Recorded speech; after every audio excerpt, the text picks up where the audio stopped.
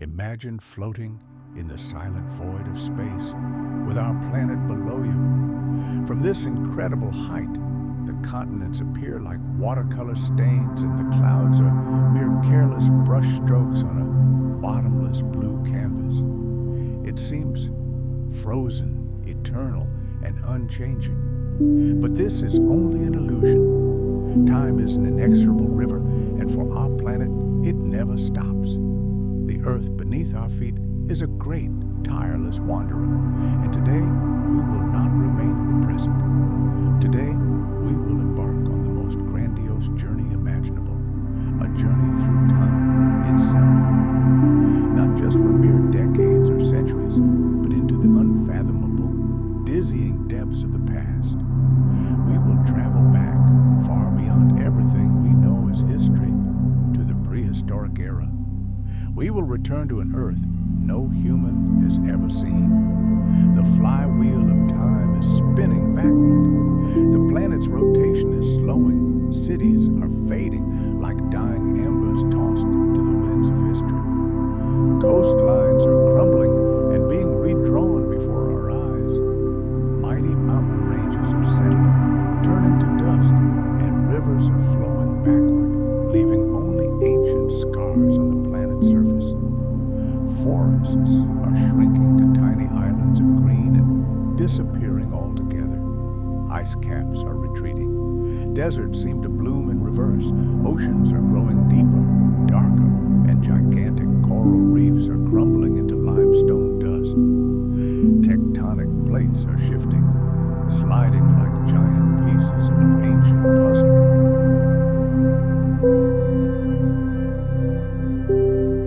With each turn of this temporal carousel, the familiar contours of the continents are distorted beyond recognition. Africa is shifting eastward. South America is breaking away and drifting toward what will one day be icy Antarctica. India, still a lonely island of land, is breaking away from the southern supercontinent. The Atlantic Ocean begins to narrow, its gigantic basin slowly compressing like the lungs of a planet at rest. The Pacific Ocean, by contrast, is stretching, its boundaries no longer constrained by the sharp edges of its modern coastlines. With every second that flies by, we lose millions of years. The Ice Age is long gone. Mammoths have been erased from existence. The great African savannas are once again buried in dense jungle. Deserts are shrinking, and the forests of Europe are plunging into primordial darkness. And even the majestic Himalayas, still towering over the world, are beginning to crumble and sink. We have already rushed past the age of dinosaurs, past that asteroid, past the first flowering plants, and the warm, shallow seas of the Cretaceous period. Our journey continues at such a speed that even dinosaurs yet to be born cannot stop it. Their bones are but a memory of a possibility that has not yet become reality. We are approaching a moment few can imagine. 500 million years ago, an era before everything we've come to consider normal. The Earth of that time seems like a completely alien planet.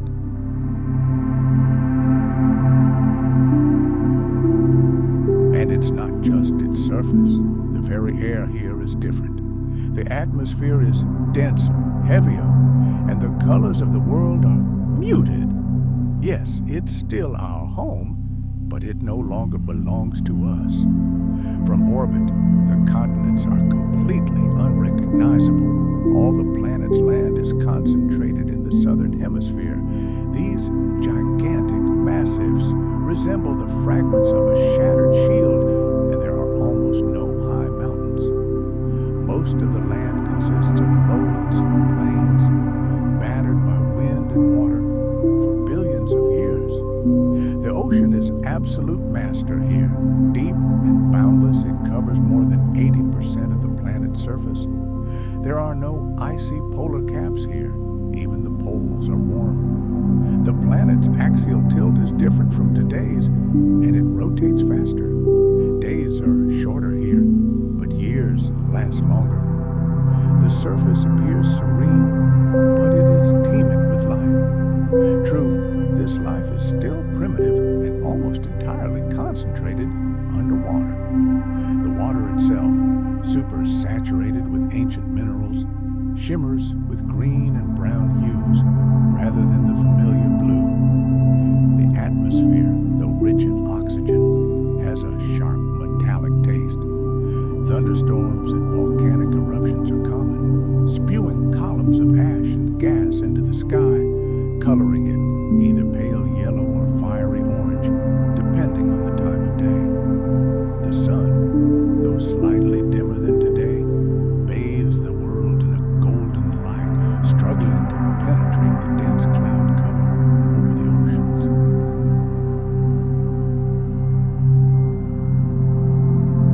Their translucent bodies are illuminated from within by sunlight filtering through the mineral-rich water. The water itself is painted in surreal hues: marsh green, milky blue, and rusty red. The shorelines are blurred, a deposit of minerals and ancient algae.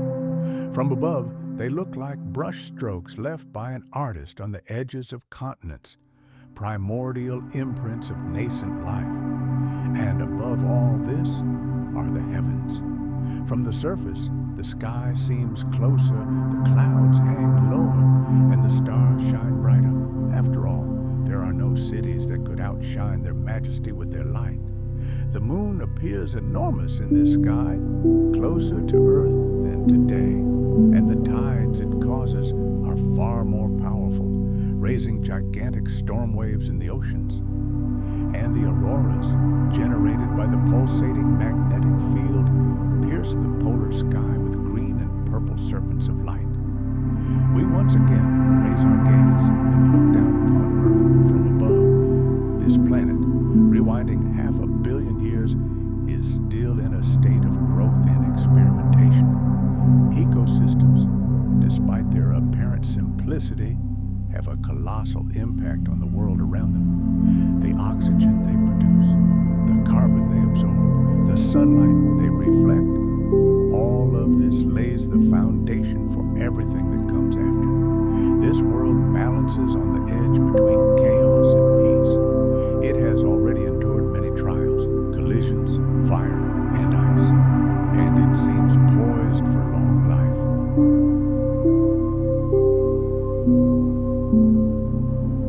Now it breathes the silence of deep time, awaiting its next great transformation. For an incredibly long period of its history, Earth was a world of absolute silence, a world where there was not a rustle of leaves or the twitter of birds. In that era, neither insects nor greenery existed to soften the harsh face of the stone. Rocks polished by the winds were scorched by the sun, carved by storms, and battered by mighty tides. A deafening silence reigned across the continents. The desert expanses were open to all the elements, patiently awaiting their time. The air was different then. It was thinner near the ground, but also heavier due to gases no longer found in today's skies. Carbon dioxide was abundant, and oxygen was only just beginning to enter the atmosphere. Rainstorms were frequent. Streams formed in the damp soil, carrying precious minerals back to the ocean. Lightning struck frequently and fiercely, but caused no fires. There was simply nothing to burn. The earth seemed dead, but just beneath its surface, in the shallow coastal waters and damp shallows, life was preparing a quiet revolution. It all began with the most humble of pioneers. Solitary organisms began to explore the wet surfaces. At first, they spread along the shoreline like a thin, lived carpet, shimmering in the sun. They covered wet rocks and sand, forming slippery, barely noticeable films. These early pioneers were the first to dare cross the boundary between ocean and land.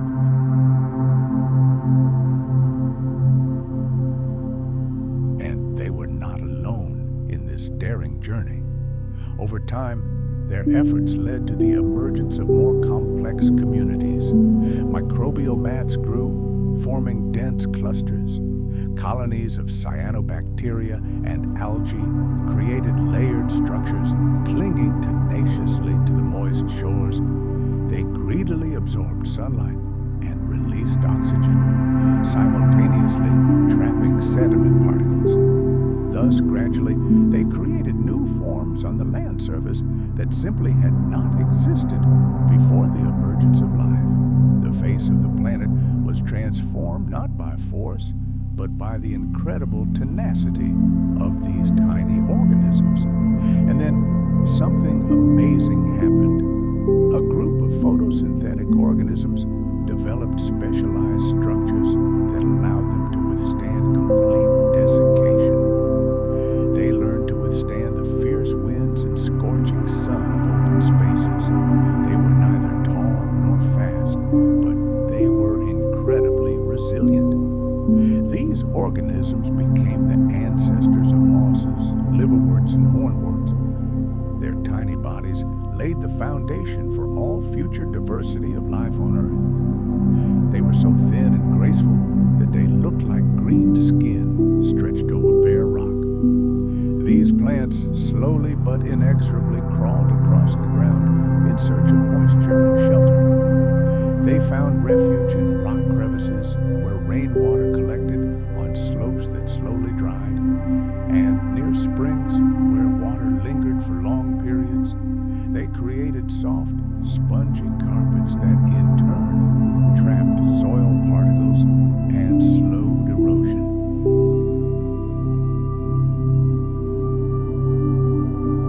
Emerald forests carpeted the continents, while vast open plains emerged in the arid interior. As the planet cooled, ice caps grew at the poles, creating frigid tundra and icebound deserts, while the tropical belt remained an oasis of warmth and moisture. Power on the planet had shifted. The age of giant reptiles had passed, and mammals now reigned supreme. This new order sparked a classic arms race. The emergence of giant herbivores, feasting on abundant vegetation, created ideal conditions for the evolution of large predators. Herbivorous mammals grew in size and numbers, becoming walking feasts for those at the top of the food chain. This, in turn, provided a powerful impetus for the development of ever larger and more lethal carnivores.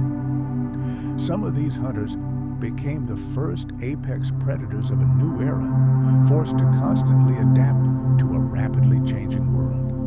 And as mammals diversified, their relationships also became more complex. We see herbivores forming huge herds for protection, while predators devise ever more sophisticated tactics. Some begin hunting in packs. Others develop unique strategies for ambush attacks.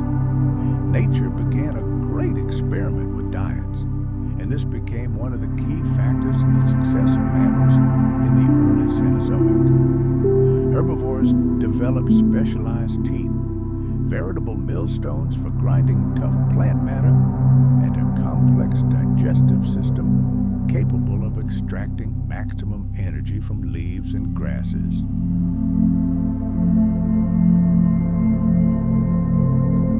Predators, meanwhile, honed their arsenal. Their fangs sharpened, and their claws became stronger, turning them into perfect killing machines capable of grasping, holding, and tearing the flesh of their prey. At the same time, omnivores emerged, developing a more flexible diet, which gave them a huge advantage. They could feed on virtually anything they could find. These evolutionary innovations allowed mammals not only to survive, but to thrive in the changing ecosystems of the Paleogene period. Fast forward to the Eocene. Mammal diversity and numbers continued to grow explosively. Forests expanded, and in their shade, the first true primates emerged. This was the dawn of the very evolutionary line that millions of years later would lead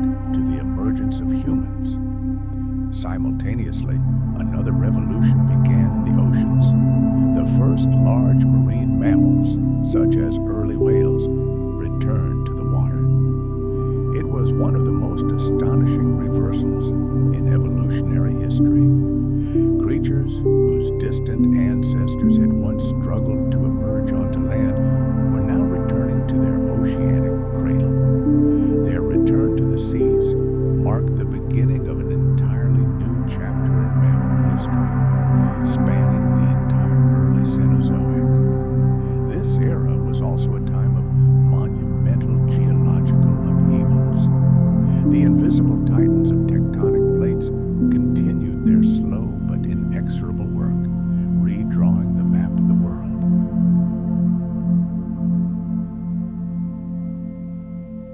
Continents drifted to their current positions and collided, creating new mountain ranges and altering ocean currents and climate. Imagine, the closure of the ancient Tethys Ocean led to the collision of India and Asia, lifting the planet's greatest mountains, the Himalayas, skyward. This event forever altered the climate of the surrounding regions. Such geological dramas had a colossal impact on the development of life on land, creating new conditions and destroying old ones. As the Earth continued to cool, new ecosystems began to dictate the rules of mammal evolution. Grasslands, initially mere pockets, began to expand rapidly as the climate became drier, providing an inexhaustible food supply for herbivores. This diversity of grassland ecosystems gave rise to a wave of new species. A true evolutionary drama unfolded on the open plains. New species of herbivores emerged, perfectly adapted to life in open spaces and feeding on tough grasses. Among them were the early ancestors of modern horses and bison. Their lifestyle, constantly browsing, facilitated the further expansion of grasslands and the retreat of forests in some regions. By this time, Earth's ecosystems had become incredibly complex. The climate continued to cool, leading to the emergence of distinct seasons in many parts of the planet. Dense forests still flourished in some regions.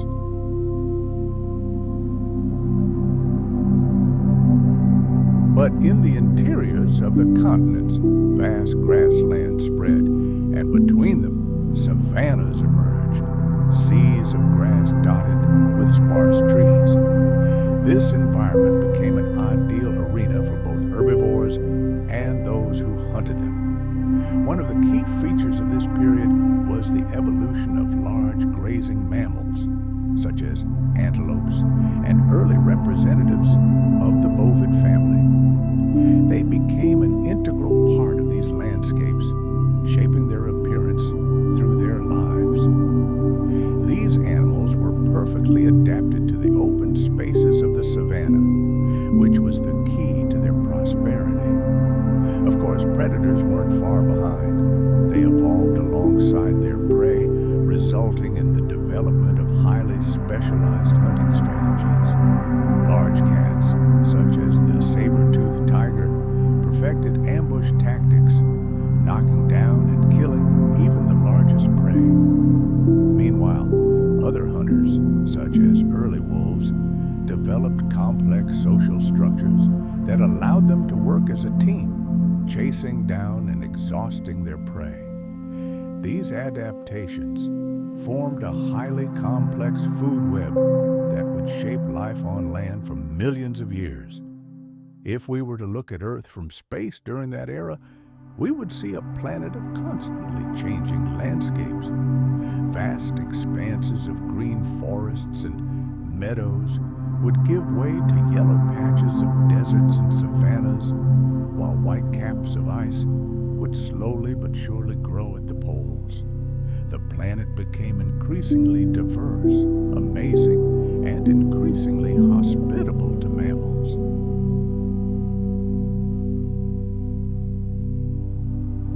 Their diversity grew exponentially, filling virtually every conceivable ecological niche.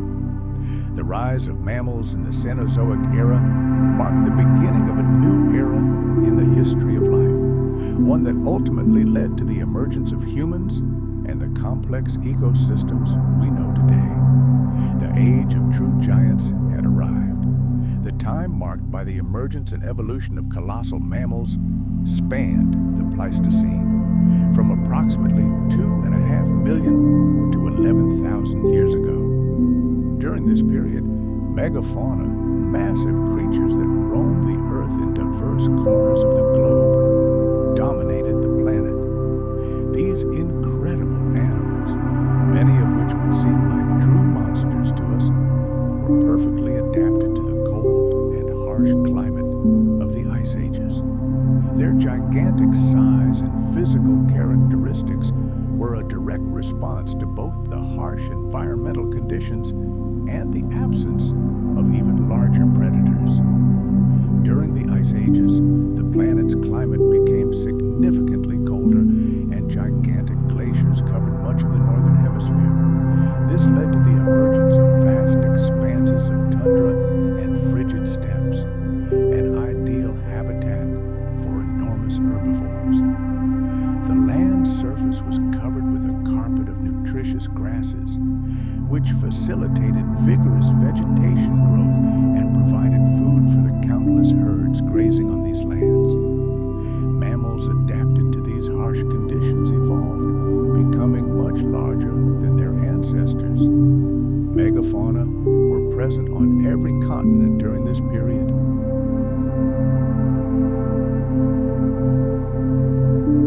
In the northern latitudes, woolly mammoths and mastodons reigned supreme, inhabiting cold, icy landscapes. Imagine these creatures, a living mountain of fur and muscle, with thick fur and long, gracefully curved tusks.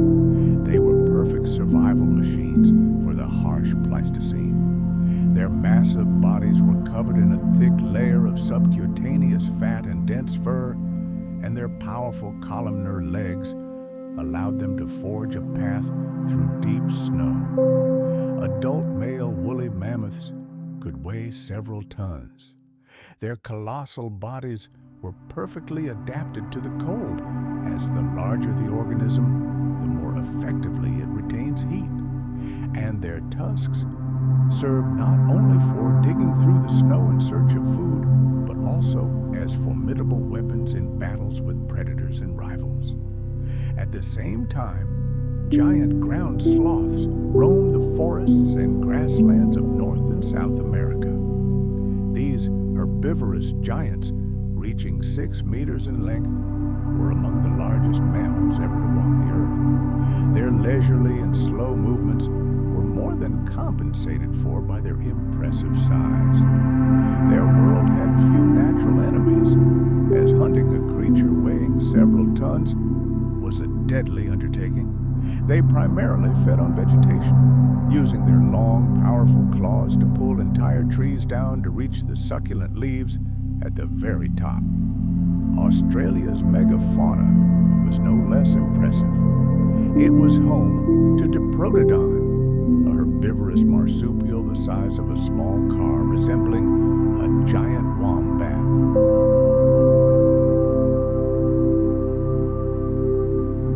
These creatures, along with enormous flightless birds, were perfectly adapted to the unique conditions of the isolated continent. Let's fast forward to the ancient continent that would one day become Australia. Here, in harsh and unpredictable conditions, survival was a true challenge, and it was precisely their colossal size that enabled these creatures to dominate an ecosystem where smaller creatures simply couldn't cope with the merciless temperature fluctuations. Now, let's look at Africa, the arena where its own drama of giants unfolded. The vast savannas were home to giant rhinoceroses and perhaps the most fearsome land predator in the history of the planet, the giant short-faced bear, Arctodus simus. These mighty beasts shared their territory with the ancestors of modern elephants and the mighty African buffalo. The African continent, with its astonishing diversity of landscapes, from sun-drenched plains to impenetrable impenetrable forests, provided these titans with ideal conditions for prosperity. But the drama of life didn't unfold only on land. Let's dive into the depths of the prehistoric oceans. Back then, the water column was the realm of true leviathans. Giant whales and monstrous sharks reigned supreme, dwarfing modern predators. These ocean titans evolved to rule a world of incredible abundance where marine life flourished. This is precisely what made them some of the most massive creatures ever to sail the waters of our planet.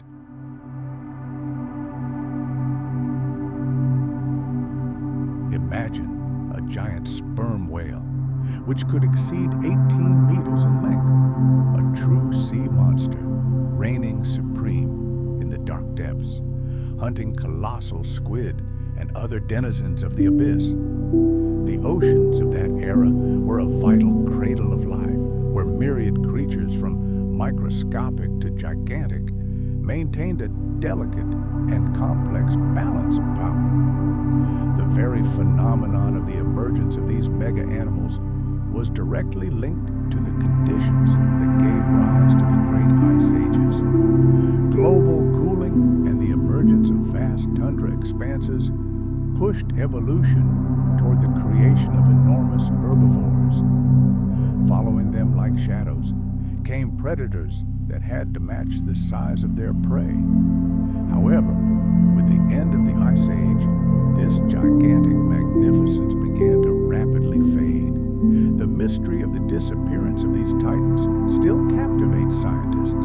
However, it is clear that abrupt climate change and the emergence of a new predator, humans, played a key role in this tragedy. It was the deadly combination of these two factors that led to the catastrophic loss of biodiversity. Picture this: an ice age is drawing to a close, and the planet is beginning to warm. The gigantic ice sheets that once encased the continents are beginning to retreat. Landscapes that were the ideal habitat for megafauna are being transformed beyond recognition. Dense forests now cover the vast, cold steppes and grasslands where colossal herds grazed. For these enormous herbivores, this was a death sentence.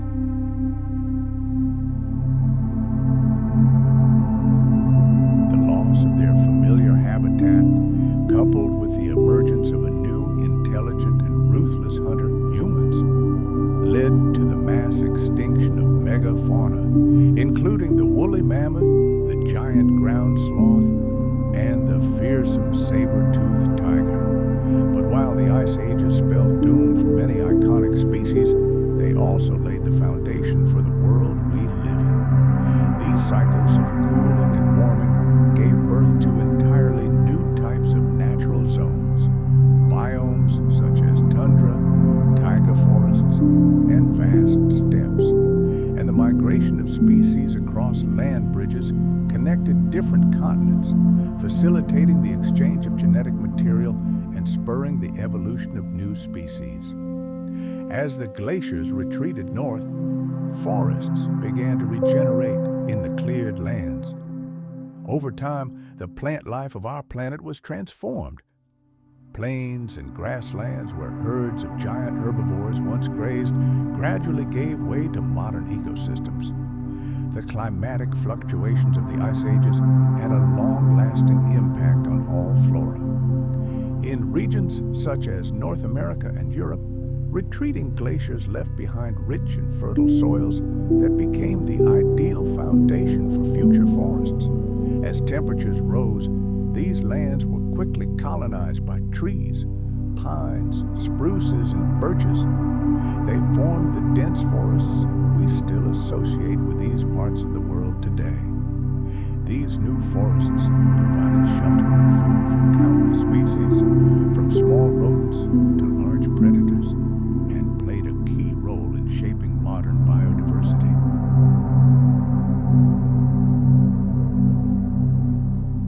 Furthermore, ice ages also caused significant changes in the oceans.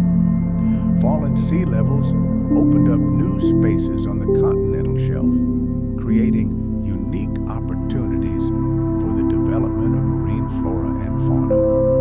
This led to the emergence of new species and the migration of marine life to previously inaccessible corners of the planet. However, when the ice ages came to an end, when the icy shackles that bound the planet finally loosened, the world was transformed beyond recognition. The freed oceans began their inexorable rise, and new fledgling ecosystems found themselves buried beneath the water. And yet, their brief existence left an indelible mark on the planet's genetic code, echoing in the astonishing diversity of marine life that still prowls the depths of the world's oceans today. The end of the Ice Age marked a turning point in Earth's great saga. As global temperatures rose, the entire mosaic of life on the planet began to undergo a radical transformation. The gigantic ice sheets, kilometers thick, that once covered vast swaths of the northern hemisphere, began to retreat. Meltwater rushed in rivers to the seas, revealing lands that had not seen sunlight for millennia. A new chapter in the history of plants and animals unfolded in these vast expanses. It was this great thaw that laid the foundation for modern climate zones, dividing the world into the familiar tropics, temperate latitudes, and icy polar caps.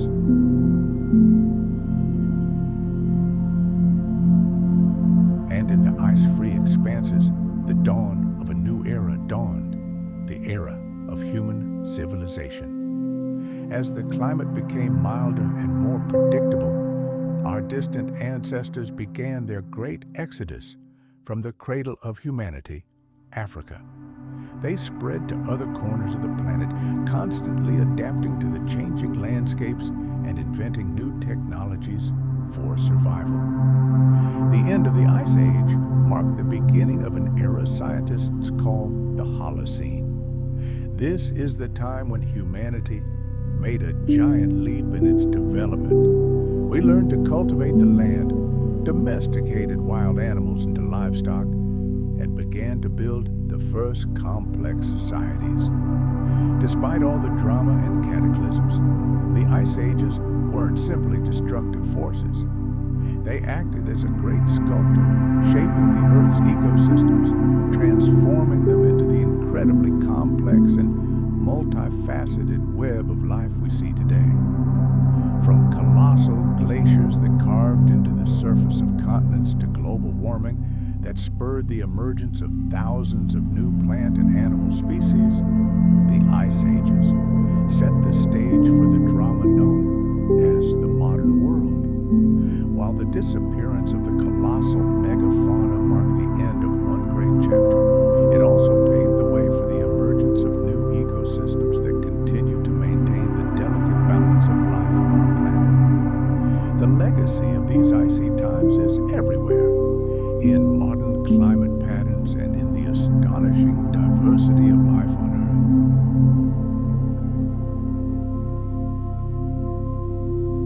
The first representatives of our species, known to science as Homo sapiens, emerged on the African continent, and from there gradually began their expansion across the globe.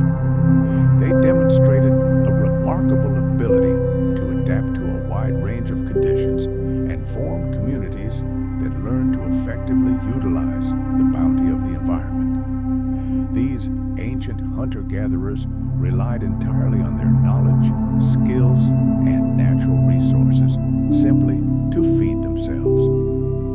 Their survival was inextricably linked to the natural world. They tracked and hunted large animals, gathered edible plants, and crafted tools from stone and bone. Although their numbers were small and their technology seems primitive by today's standards, they already had a significant impact on the world around them.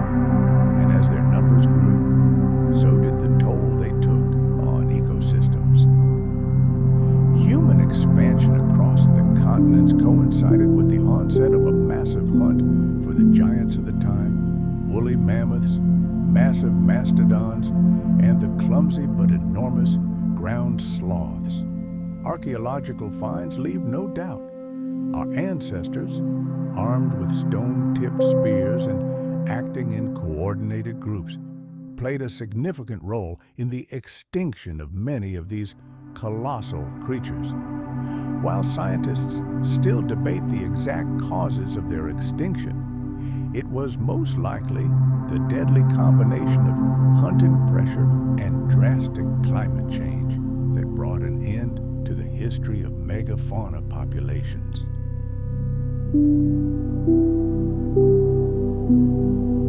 Steam engines, smoke-filled factories, and machines capable of producing goods on an industrial scale forever changed the face of the planet.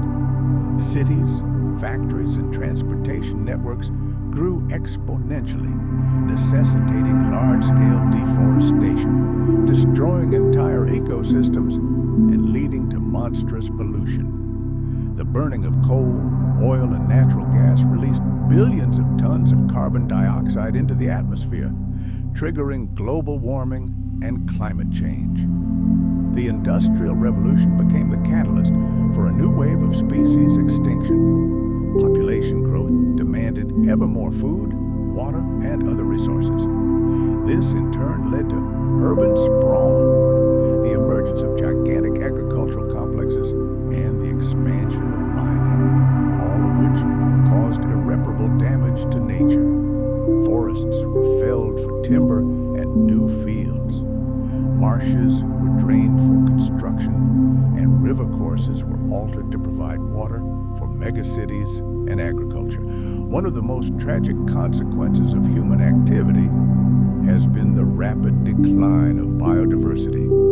As we have destroyed habitats and ruthlessly exploited nature for food, medicine, and resources, countless species have simply vanished from the face of the earth. Over the past few centuries, the rate of extinction has accelerated so much that scientists are talking about a sixth mass extinction. According to conservative estimates, approximately 1 million species of living beings are currently teetering on the brink of total extinction.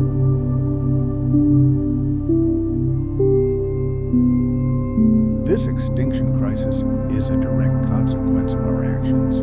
Its main causes are habitat destruction, widespread pollution, climate change, overfishing, and the spread of invasive species that displace native inhabitants. The loss of biodiversity has catastrophic consequences. After all, every species, even the smallest, plays a unique role in maintaining ecosystem balance.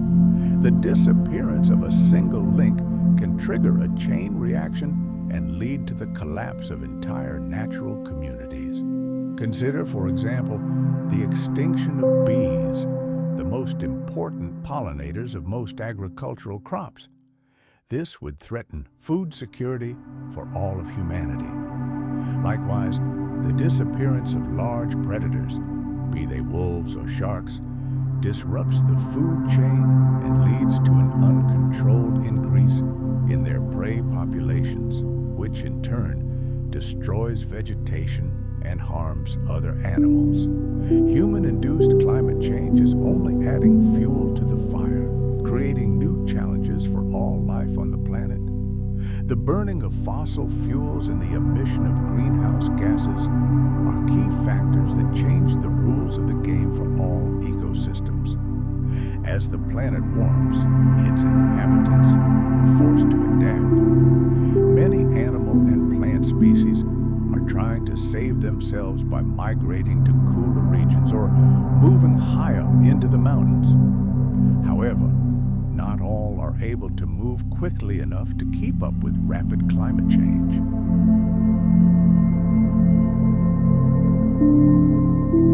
This leads to so-called climate-induced extinctions, when species unable to adapt to new, hotter conditions simply disappear. Some species also experience disruptions to vital life cycles, reproduction, migration, and flowering, depriving them of any chance of survival. But the consequences of human activity go beyond species extinction and ecosystem destruction. Pollution, including toxic industrial waste, poisons the land, water, and air, posing a threat to all life. Let's travel back millions of years to a world that breathes and lives by its own, entirely different laws. Here, on the planet of giants, there's no room for human hustle and bustle, but there are far more formidable and far-reaching threats. Imagine an invisible poison seeping into the very blood of the ancient world. This isn't industrial waste, but the noxious fumes of giant volcanoes and toxic gases rising from swamps. They are becoming a true ecological catastrophe, and throughout the prehistoric world, we see entire ecosystems slowly suffocating. The oceans, instead of plastic, are filled with waste products, and a lack of oxygen in the deep sea creates dead zones, fatal to sea monsters and giant reptiles. Air saturated with ash and sulfur compounds from centuries-long eruptions sickens and weakens even the mightiest creatures. Here, in these ancient forests, we see how chemicals emitted by the planet itself poison the soil and water.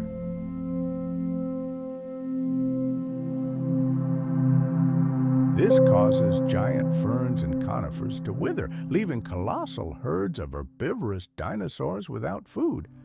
And yet, even in the face of such planetary cataclysms, life demonstrates an incredible will to survive.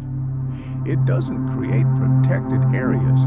It itself becomes a battlefield where the strongest and fittest survive.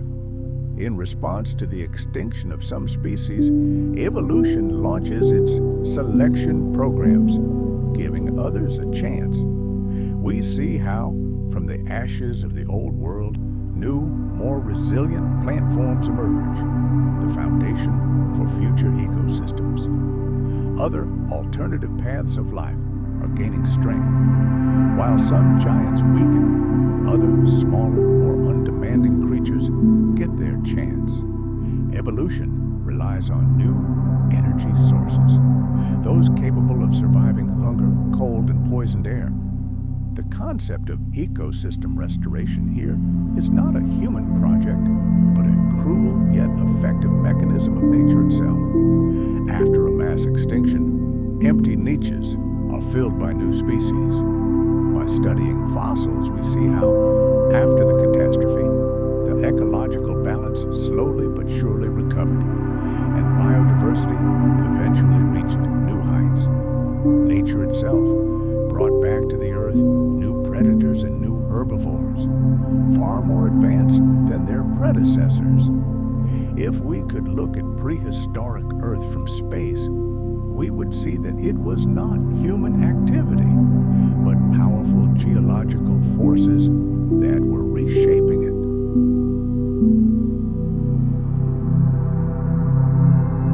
This could involve the migration of large predators like Allosaurus fragilis to new hunting grounds, or herbivores like Iguanodon colonizing new plains.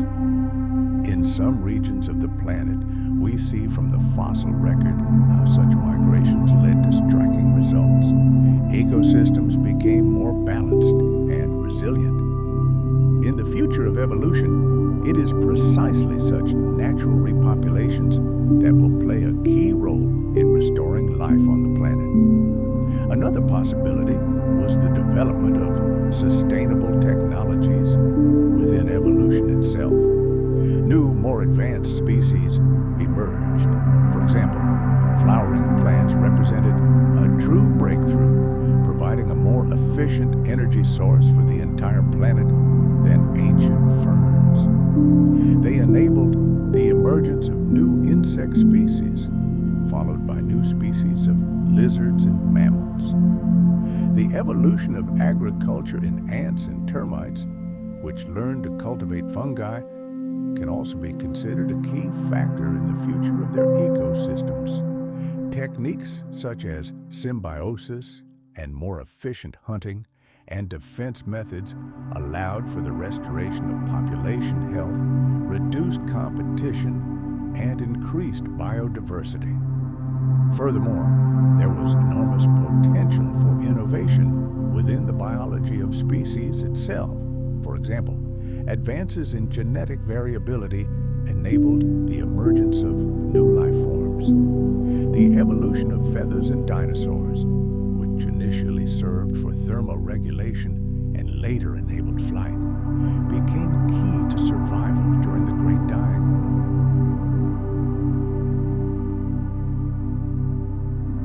The emergence of warm-bloodedness in the ancestors of mammals was the breakthrough technology that allowed them to survive the asteroid impact and assume a dominant position. The future of Earth's ecosystems also depended on the global processes that governed the planet.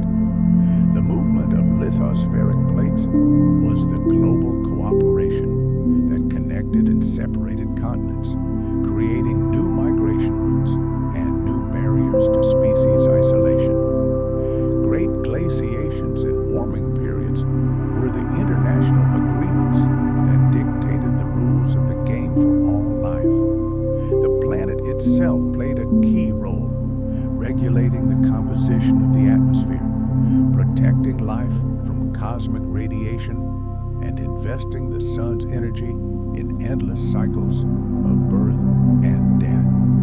Ecosystems adopted increasingly sustainable practices and took responsibility for their impact on the world around them through the process of natural selection.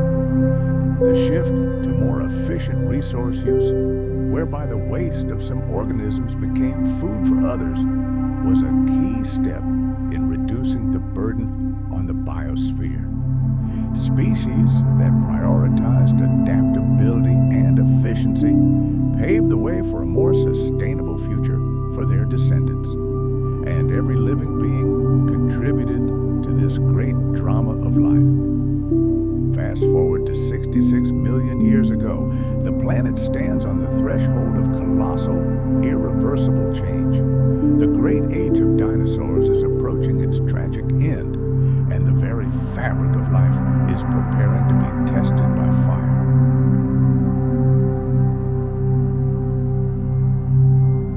Never before has the fate of entire ecosystems hung by such a thin thread. The power of giant lizards, once limited to local habitats, now extends undivided across the globe, shaping landscapes, oceans, and the climate itself. But there is an immutable law in nature. The power to create is equal to the power to destroy.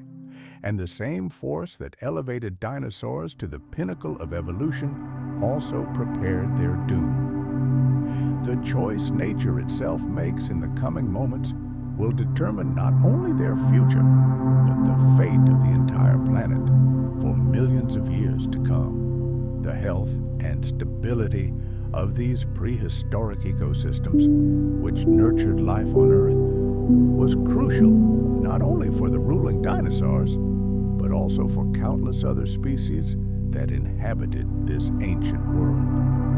The future of these ecosystems depended heavily on their resilience to the coming cataclysm. Nature had already caused unprecedented damage. Supervolcanic eruptions in the Deccan Traps were poisoning the atmosphere, altering the climate. But life always has a remarkable capacity for positive change and adaptation. The only question was whether it could transition from a model dominated by giants to a new order where resilience and adaptability reigned supreme. The task of life was not only to survive the apocalypse, but also to foster rebirth and prosperity in the face of severe environmental challenges.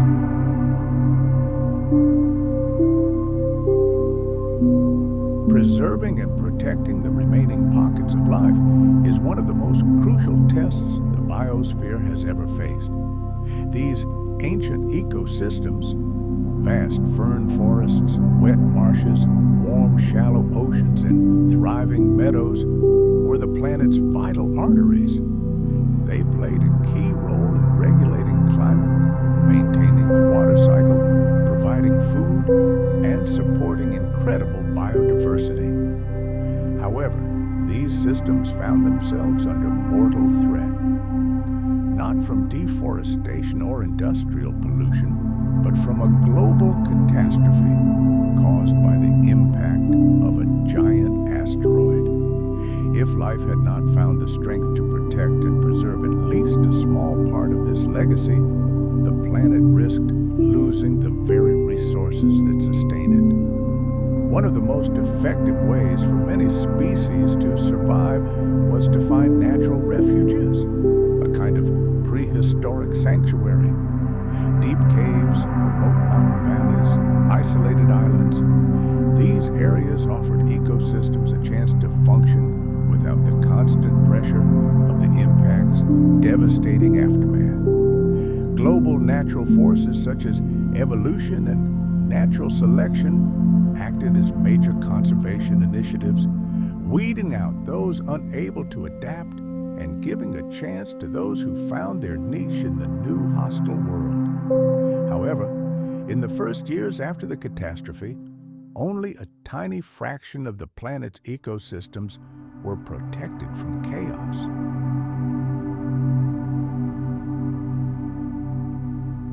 The transition to a circular economy, where resources are reused in nature, this is called the cycle of matter, was key to solving this problem.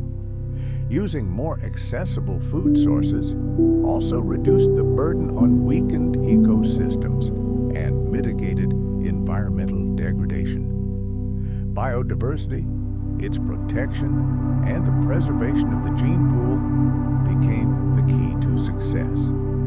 Maintaining the diversity of life on the planet was key to maintaining healthy ecosystems for the future. Every surviving species, regardless of size, contributed to the functioning of the new world. From pollinating insects, ensuring the reproduction of the first flowering plants, to the top predators of the new generation, regulating the populations of their prey. The loss of biodiversity due to extinction weakened ecosystems and made them more vulnerable. Therefore, protecting species on the brink of extinction and promoting biodiversity conservation became a crucial task for evolution itself. Genetic conservation, represented by natural selection, has become increasingly important. Advances in mutations and genetic rearrangements have opened new horizons for the study and conservation of genetic diversity. Genomics has enabled life to collect and preserve the genetic material of surviving species, which was later used to restore populations and create entirely new, dominant life forms, including our distant ancestors.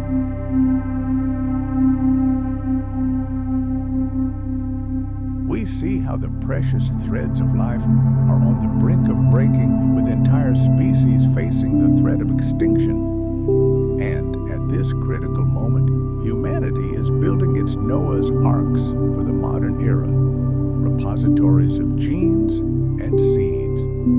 Essentially, these are veritable citadels erected to preserve the planet's genetic code, preserving the legacy of millions of years of evolution for those who come after us.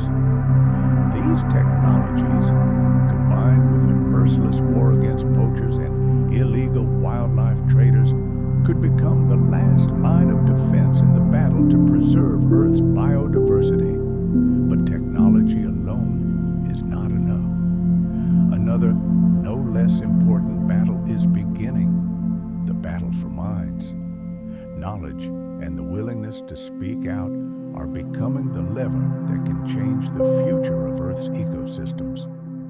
This isn't just a matter of dryly reciting political or technological nuances.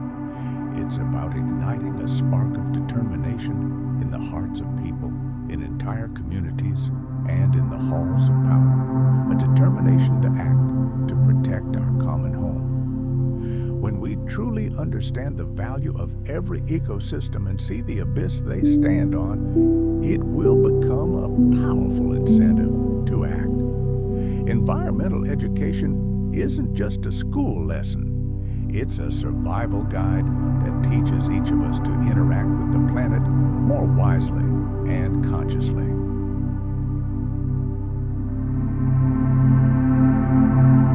This path will undoubtedly be thorny and full of challenges, but humanity has everything it needs for this mission: profound knowledge, astonishing technologies, and boundless creative potential. The question is not whether we are capable of creating a better future for Earth's ecosystems. The question is, do we have the will and desire to do so? The future of all life on this planet is determined by the choices we make today.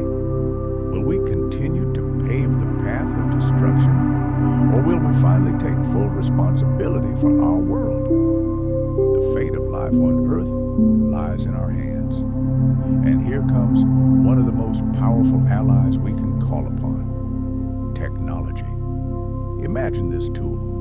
It's like fire, capable of both warming and illuminating and burning everything to the ground. Yes, our actions have inflicted deep wounds on the planet, but it is the fruits of our minds, our inventions, that are opening up previously unimagined paths to healing.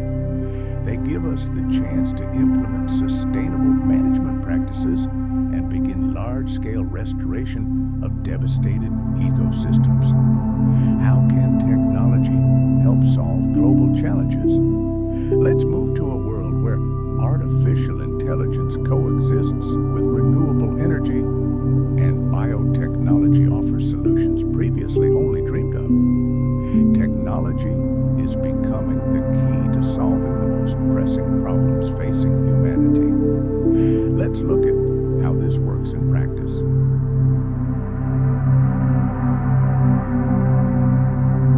They transmit high-resolution images that are impossible to obtain by other means. These unmanned vehicles help scientists monitor changes in biodiversity, assess the health of ecosystems, and monitor the success of our efforts to protect them. But what to do with this flood of information, this data cascade?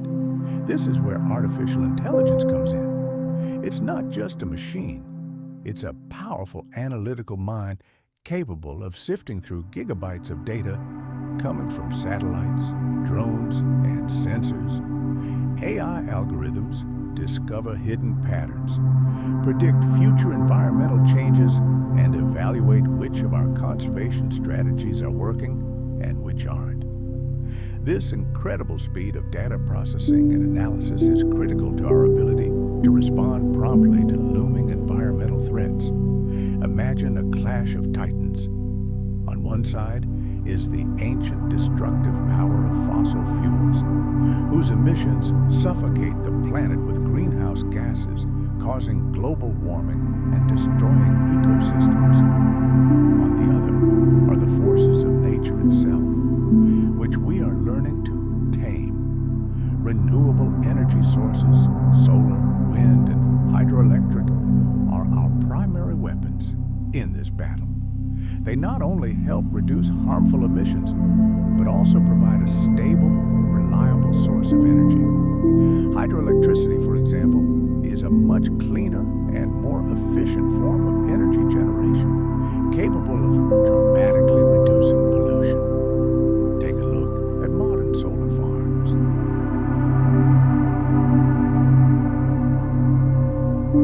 We've made incredible progress in this field in recent years, making solar energy more accessible and affordable. Modern panels can generate more electricity while using less light, and new technologies like giant solar power plants in deserts or even transparent solar windows in cities are expanding our ability to replace fossil fuels with solar power. Likewise, wind energy has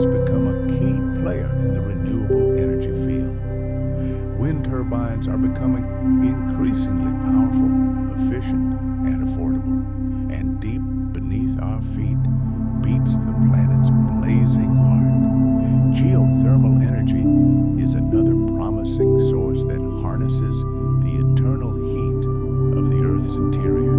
Geothermal plants essentially draw heat from deep within the Earth to generate electricity. Their potential is enormous. They provide a reliable, continuous source of energy that produces no harmful emissions. Hydropower, which harnesses the power of moving water, remains a cornerstone of renewable energy in many parts of the world. However, it's important to act wisely, ensuring that dams and power plants don't cause irreparable harm to river and lake ecosystems. As these technologies mature, they will play a crucial role in weaning us off fossil fuels and protecting ecosystems from the devastating effects of climate change. And now we come to the most intimate of subjects, the code of life.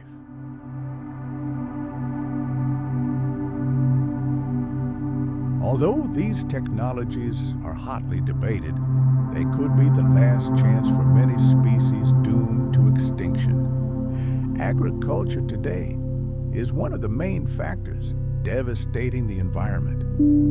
Clearing forests for cropland, using toxic pesticides, and overgrazing all led to the destruction of natural habitats and a catastrophic decline in biodiversity. However, thanks to advances in science and technology, new, more sustainable methods are emerging in agriculture, enabling food production in a more sustainable manner.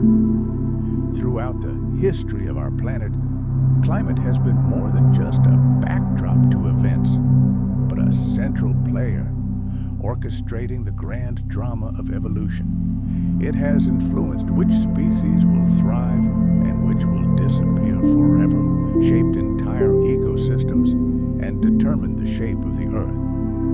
And while we face an unprecedented climate challenge today, by looking into the deep past, we can see how life responded to truly apocalyptic changes in temperature, sea levels, and atmospheric composition. These ancient cataclysms became turning points in the history of life, often preceding great extinctions that forever redrew the map of our planet's biodiversity.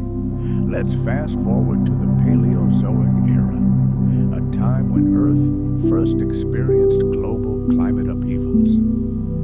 This incredibly long period of time, stretching nearly 300 million years, was filled with dramatic events.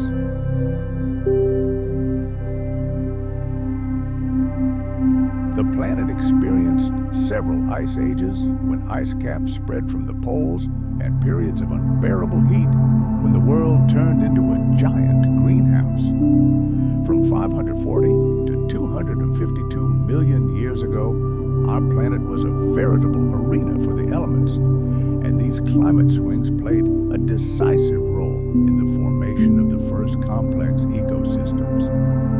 At the very beginning of the Paleozoic era, the continents were arranged completely differently than they are today, and this geography created ideal conditions for the onset of cold weather. Picture this. Approximately 445 million years ago, at the end of the Ordovician period, a monstrous ice age descended upon the Earth. This wasn't just a long winter. Glaciers trapped vast volumes of water, causing a catastrophic drop in sea levels. Vast, shallow seas teeming with life simply disappeared. The abrupt cooling made vast territories uninhabitable, especially for marine creatures unable to adapt so quickly. This event became known as the Ordovician-Silurian extinction event, one of the greatest catastrophes in the history of life, wiping out nearly 85% of all marine species. Entire ecosystems that had thrived in warm waters were transformed into a silent, icy graveyard. But after the icy apocalypse, the planet began to thaw again. Significant warming occurred during the Silurian and Devonian periods. This greenhouse effect triggered a true revolution.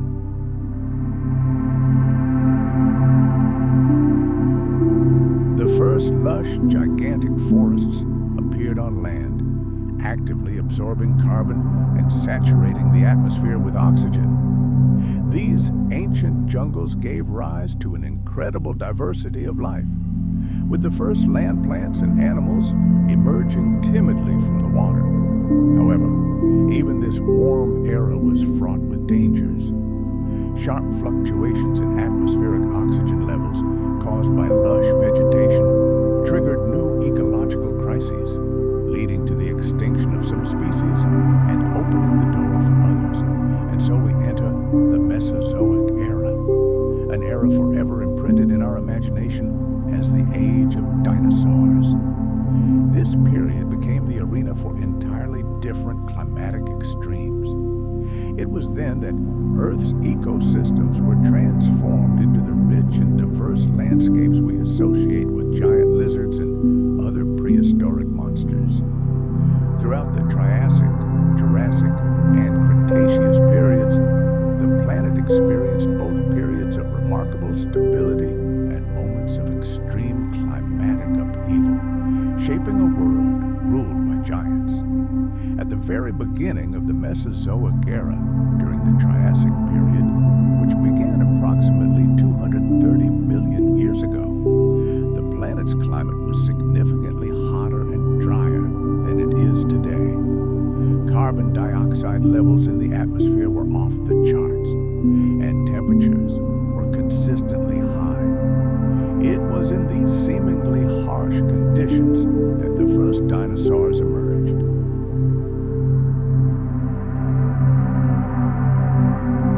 These conditions were ideal for life to thrive. Endless tropical forests would have stretched out before us, and giant coral reefs teemed with life underwater. But this heavenly climate also had a dark side. For many of the planet's inhabitants, it became a deadly test, a true ecological stress. Ecosystems changed so rapidly that not all had time to adapt.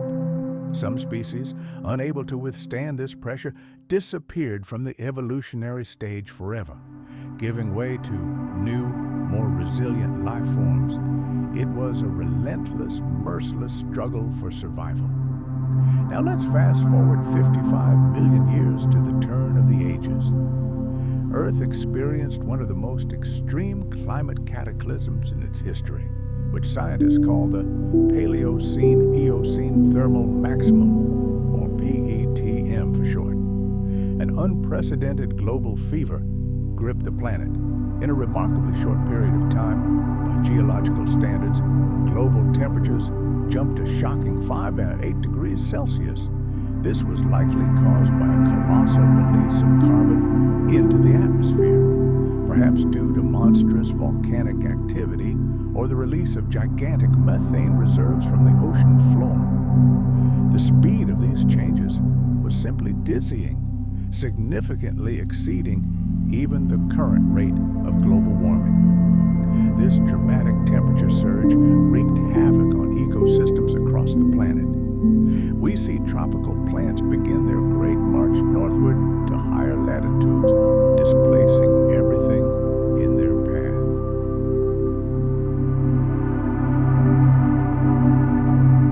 And those species, adapted to the cooler temperatures, found themselves on the brink of total annihilation. The oceans weren't spared either. The waters warmed and oxygen levels plummeted. For marine life, this was a death sentence.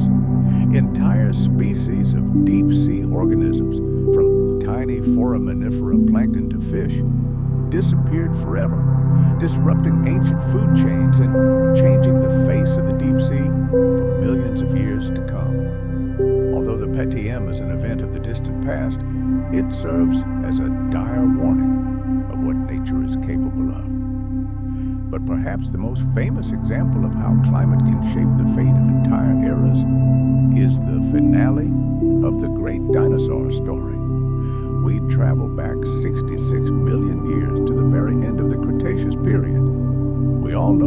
cosmic visitor, a mountain-sized asteroid that became the executioner of the ancient dinosaurs. Its impact marked a mass extinction, wiping out entire dynasties of life. However, this impact may have been only the final straw. The planet was already in a state of profound stress. The climate was in turmoil.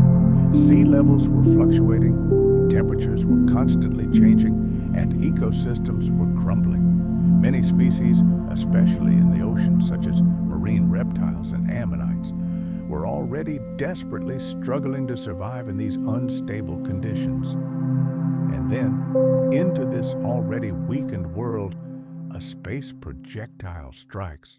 The shock wave triggers a global firestorm, followed by a nuclear winter.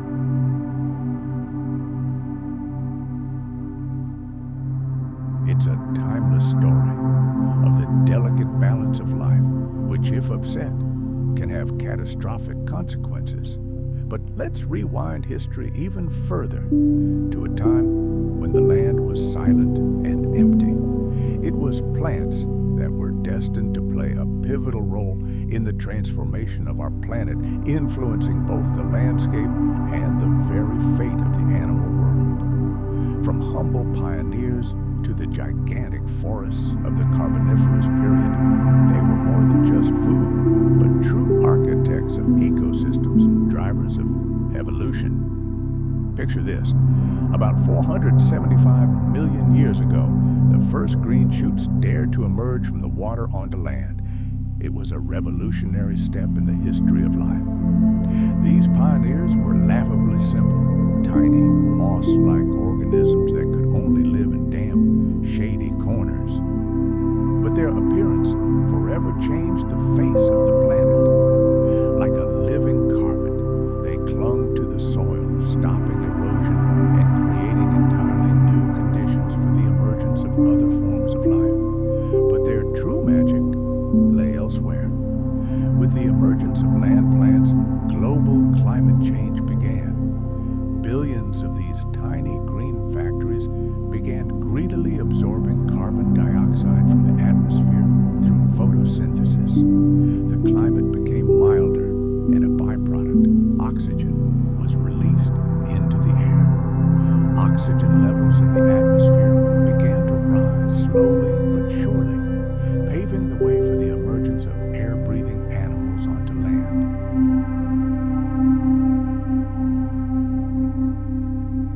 Then came the Devonian period, about 400 million years ago, a time rightly called the Age of Ferns and the first forests. Plants made another evolutionary leap. They developed vascular tissue. This ingenious invention allowed them to transport water and nutrients to great heights. They could now grow upward toward the sun, becoming taller and more complex. This revolution allowed them to conquer new territories and colonize diverse land masses. By the middle of the Devonian, the planet was covered in the first true forests in its history. But these were not the forests we know today. Imagine a bizarre alien landscape dominated by giant ferns and tree-like plants like giant tuberous mosses. These ancient forests were incredibly dense and diverse, creating a complex new ecosystem teeming with life and hidden dangers. The emergence of these primeval forests was more than just a change in scenery. This was an event that forever changed the climate and all ecosystems of our planet. Imagine how, as this green ocean expanded, endless flooded territories formed. These gigantic swamps would later turn into inexhaustible coal deposits, which would give the name to an entire era, the Carboniferous period. The massive vegetation offensive had another, no less significant effect. Plants, like a giant pump, began to suck carbon dioxide out of the atmosphere. Its concentration plummeted, leading to global cooling and the formation of massive ice caps at the poles.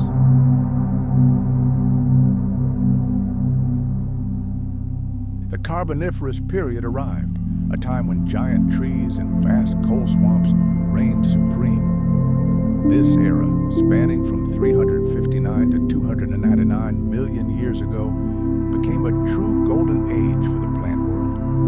The climate at that time was warm and incredibly humid, perfect greenhouse conditions for a riot of greenery. Colossal trees dominated the landscape, their crowns soaring 30 meters or more into the air, comparable to the height of a modern 10-story building.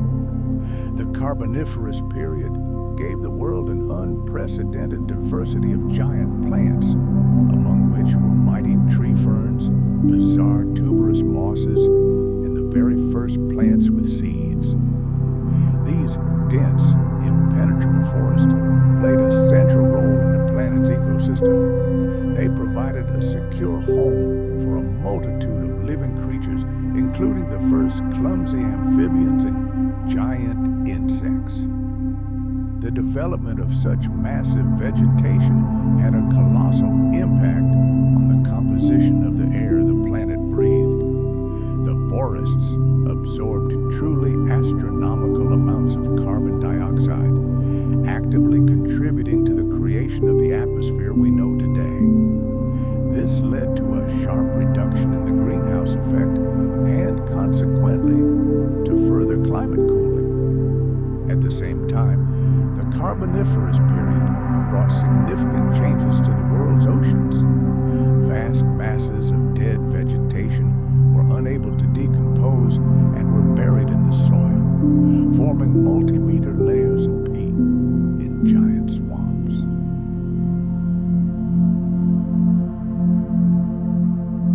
Their emergence laid the foundation for all future flora on the planet. Many of these groups would become dominant in the ecosystems of the following Mesozoic era. However, the transition to a drier climate during the Permian period also had its dark side. It became one of the main causes of the greatest catastrophe in the history of life, the mass extinction at the end of that era.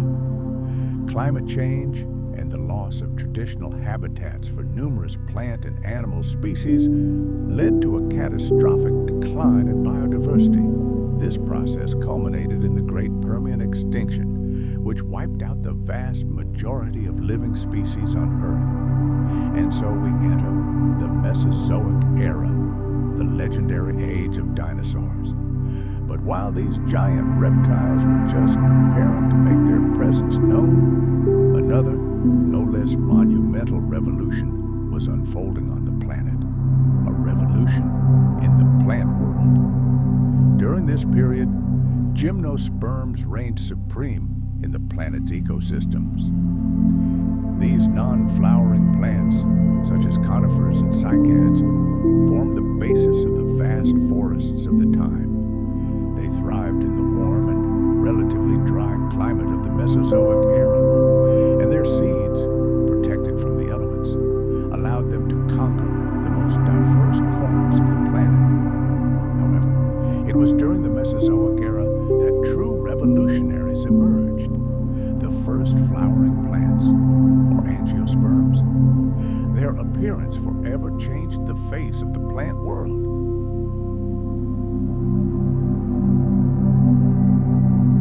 The emergence of vibrant flowers made pollination far more efficient, and the development of succulent fruits created entirely new food sources for animals. Flowering plants began their rapid conquest of the planet, and by the end of the Cretaceous period, they had become the dominant form of plant life.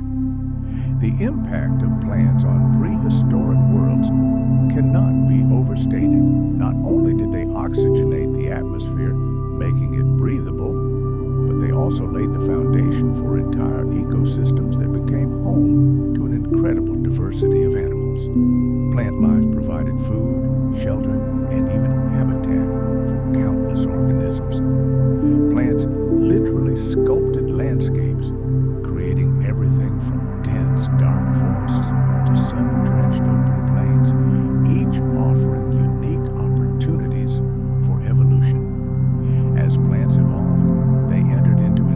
increasingly complex alliances with other life forms. The emergence of flowers and seeds allowed them to establish mutually beneficial relationships with animals who, in exchange for food, helped with pollination and seed dispersal. These alliances shaped the appearance of both plant and animal communities, becoming a powerful driver of evolutionary change. Plant life also directly influenced global climate through processes such as photosynthesis and carbon storage. Plants played a key role in regulating Earth's temperature and maintaining climatic stability.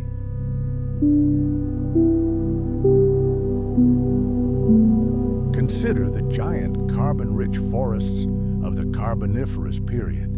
They literally pulled excess carbon dioxide from the atmosphere, leading to global cooling. Similarly, the evolution of drought-tolerant plants during the Permian period helped stabilize fragile ecosystems during abrupt climate shocks. Why should we today look back at events that occurred hundreds of millions of years ago? The answer is simple. Understanding the evolution of prehistoric plants and their role in shaping the Earth's landscape provides us with the key to understanding the global processes affecting the planet's climate and biodiversity right now. Lessons from the distant past can provide clues as to how modern plants can cope with the challenges of our time, whether climate change, habitat destruction, or the invasion of new species.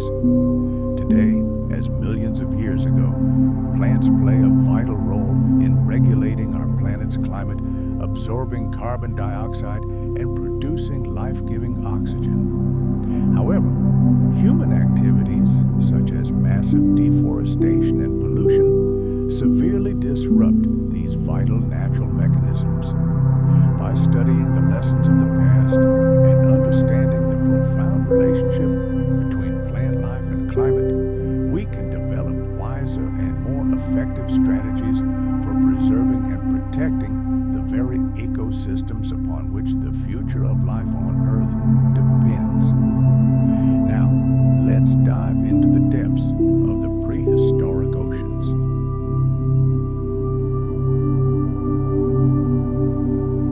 Long before the first reptile left its mark on land, life thrived here in this aquatic cradle. The oceans have always been the lifeblood of our planet, and ancient marine ecosystems played a crucial role in the development of all life on Earth. In this part of our story, we will trace the monumental evolution of the ocean worlds, from their ancient origins through the age of giant sea lizards to their current state.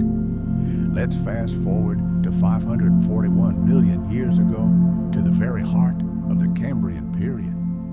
At this moment, the planet's oceans were rocked by an event of incredible proportions known as the Cambrian explosion. This was the sudden, almost instantaneous in geological terms, emergence of a vast array of complex multicellular life forms. Until this point, the oceans were populated predominantly by primitive, single-celled organisms. But during the Cambrian explosion, marine ecosystems exploded with diversity. The first cephalopods and even our distant ancestors, early vertebrates, appeared. The Cambrian seas were home to a whole army of amazing armored creatures, such as the famous trilobites that crawled along the seafloor. Along with them, the first true predators emerged. A veritable arms race unfolded in the ocean depths. Predators honed their hunting techniques, and their prey developed durable shells and exoskeletons to protect themselves.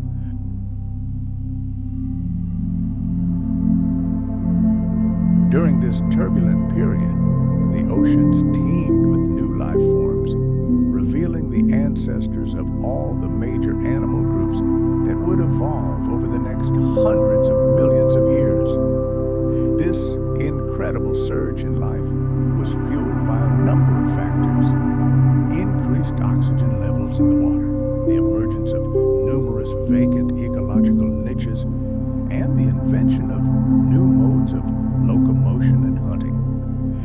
Cambrian period laid a solid foundation for all future ecosystems, making the oceans the epicenter of life on Earth for many millions of years to come. The next great chapter in the history of the oceans unfolded in the Devonian period. The world's waters became the arena for the emergence of the first true masters of the deep sea, vertebrates. Fish, descendants of early chordates, seized dominance in the seas. Their diversity was astounding, from gigantic armored monsters to nimble ray-finned and lobe-finned fishes. The first cartilaginous sharks were already hunting in the Devonian seas. Imagine this vibrant underwater world. Life teemed in dense beds of ancient algae among the first true coral reefs. But the most astonishing event was yet to come. Toward the end of the Devonian period, some species of fish living in shallow waters began to make their first timid attempts to emerge onto dry land. This first timid, yet incredibly bold step onto dry land.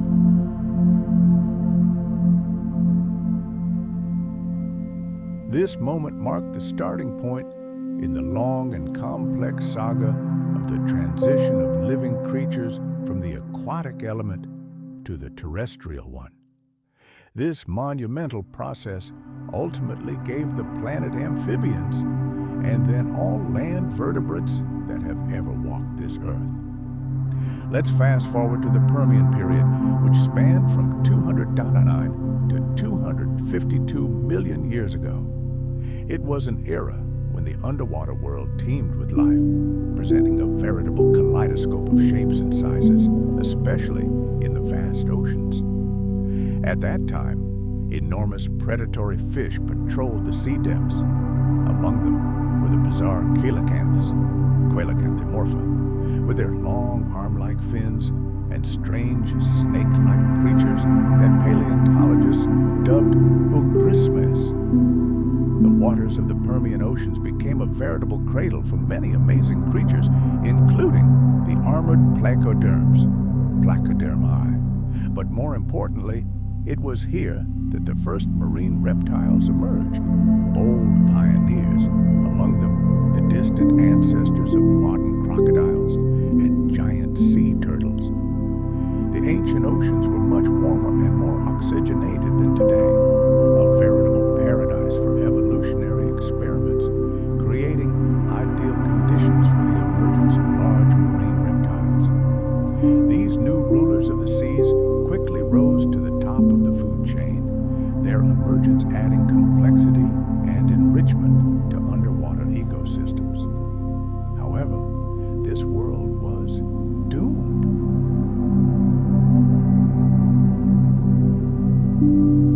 The Permian period ended not just with a change of eras, but with the greatest catastrophe in the history of the planet. A mass extinction wiped out nearly 90% of all marine species. After this apocalyptic event, the ocean sank into an ominous, deathly silence, and it took millions of years for life to gradually heal its wounds and begin anew.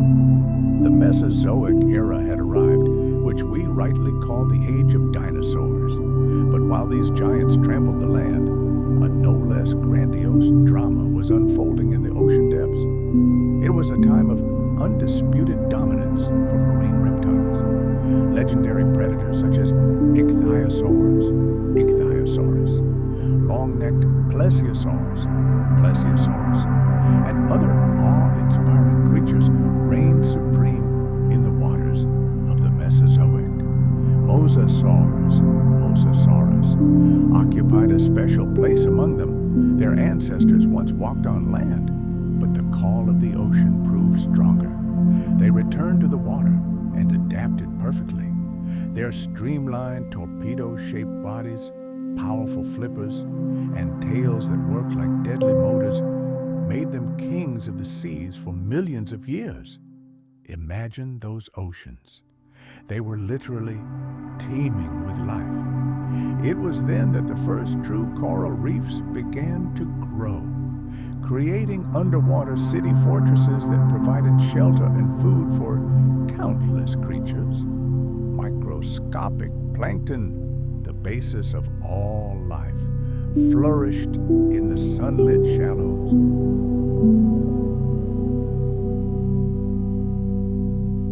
It was an endless buffet for giant schools of fish, which in turn became prey for larger predators.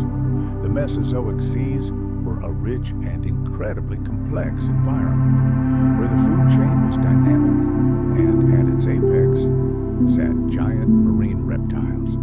With the advent of the Cretaceous period, new merciless killers entered the scene. The first true sharks appeared in the waters, perfect hunting machines, fast, agile, and deadly. Along with these new predators and countless schools of fish, the oceans became increasingly populated, forming new, even more complex ecosystems. It's safe to say that in those distant times, our planet's seas supported some of the richest and most diverse life forms in all of history. In this complex web of intertwined destinies of hunters and their prey, each species played its own unique, irreplaceable role. But all things come to an end. The end of the Cretaceous period, approximately 66 million years ago, marked a fateful turning point in the history of our planet.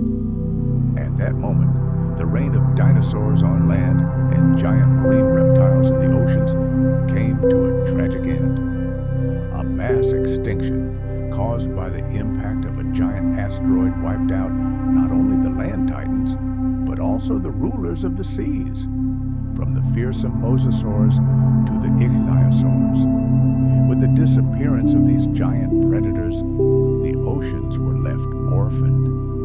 Vast ecological niches were vacated, and the underwater world began to change dramatically.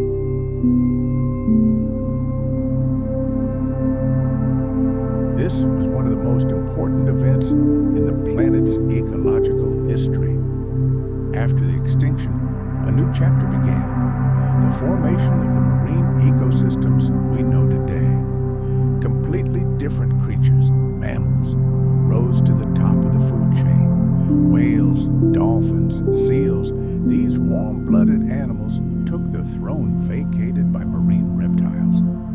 At the same time, the oceans experienced a veritable flowering of fish, which still play a key role in marine life today. Coral reefs continued to grow, and the first seabirds, perfectly adapted to life in the open ocean, appeared in the skies above.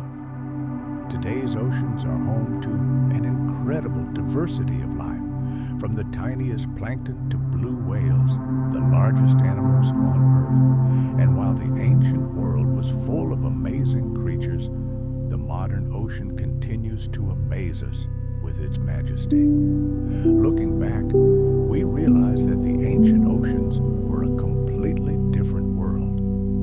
While the basic principles of ecosystem functioning, food chains, the roles of predators and prey, remain unchanged, the changes were colossal. Today, the oceans continue to support complex life cycles and play a key role in regulating our planet's climate. However, prehistoric oceans also had a profound impact on the atmosphere, climate, and biodiversity. The ability of ancient seas to absorb carbon dioxide and regulate temperature helped stabilize the climate for millions of years.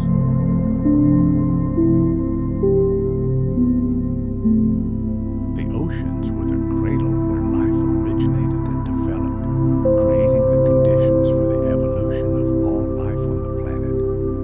Today, looking back on this momentous history, we see that our planet's oceans are once again on the brink of great change. But this time, the threat comes not from space, but from human activity, rising sea levels, rising temperatures, and acidification. Understanding these processes and their consequences is crucial for our future. Studying the deep history of the oceans and their ecosystems is more than just curiosity.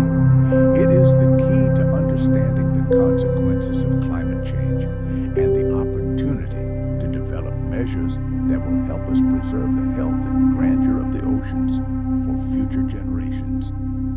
Imagine a world where every new patch of moss, every humble growth of lichen became an architect of the landscape. With their arrival, the land itself began to behave differently, retaining precious moisture in new ways. The surface cooled less rapidly, the soil remained moist longer, and the destructive force of erosion was mitigated.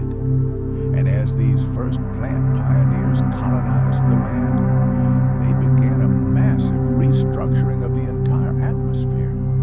Their breath saturated the air with oxygen, while carbon dioxide levels steadily dropped. Sea levels, though still incredibly high, began to recede. Clouds now formed more readily.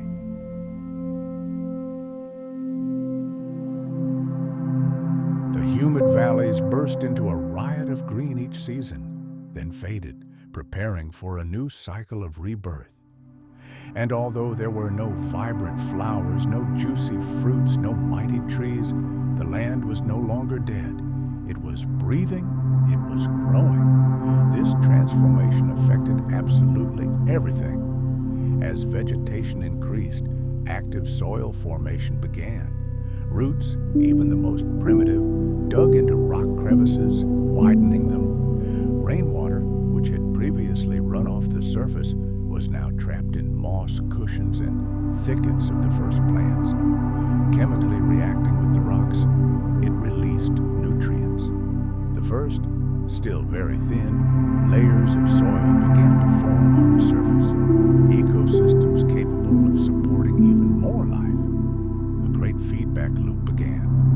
Plants changed the land, and the transformed fertile soil provided a haven for ever newer plant species.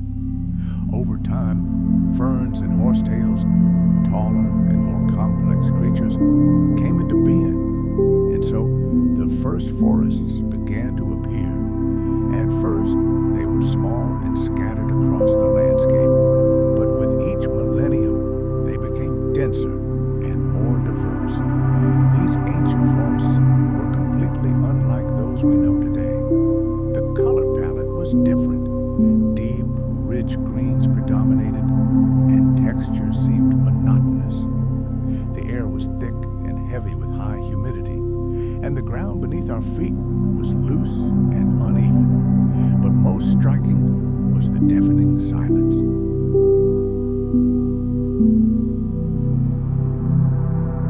There were no birdsong, no roars of predators, no chirping of insects as we know them. Only the whisper of the wind and the lapping of water broke this age-old peace, diluted by the subtle hum of photosynthesis.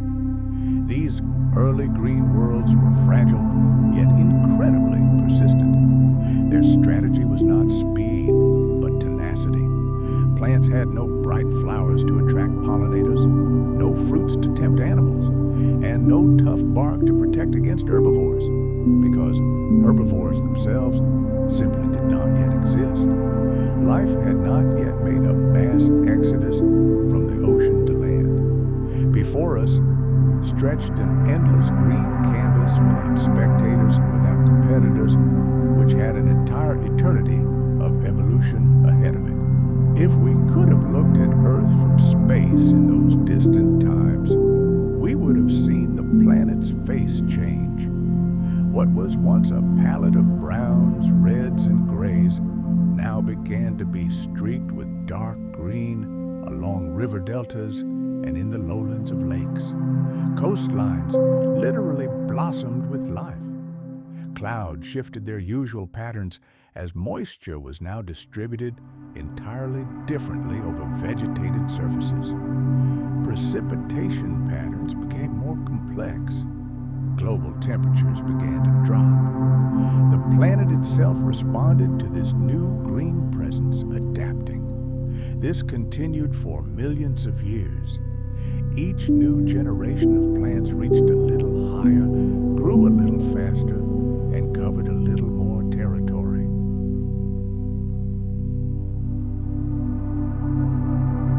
Time and again, the face of the earth changed beyond recognition.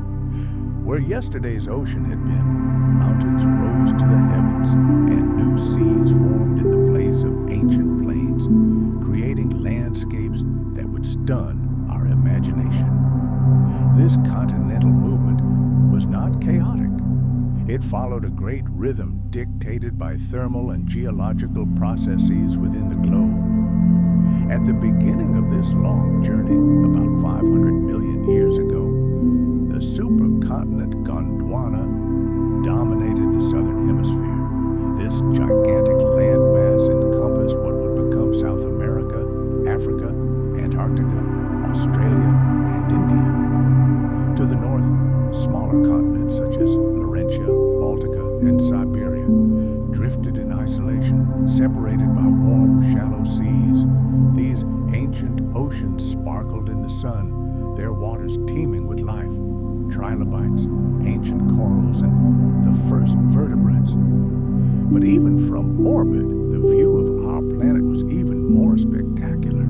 Earth was a seething blue sphere, shrouded in swirling white clouds and belts of storms.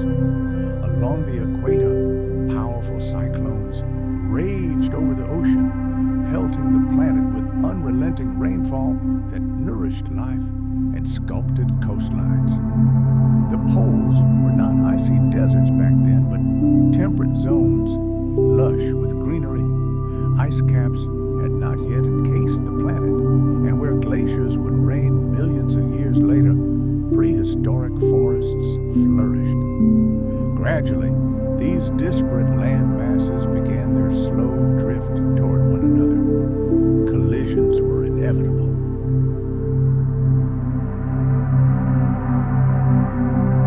Continents moved as fast as our fingernails grow, but this slow pace, spread out over millions of years, possessed a crushing, unimaginable force. When the continents collided, the Earth's crust was crushed into gigantic folds, and mountain ranges rose skyward.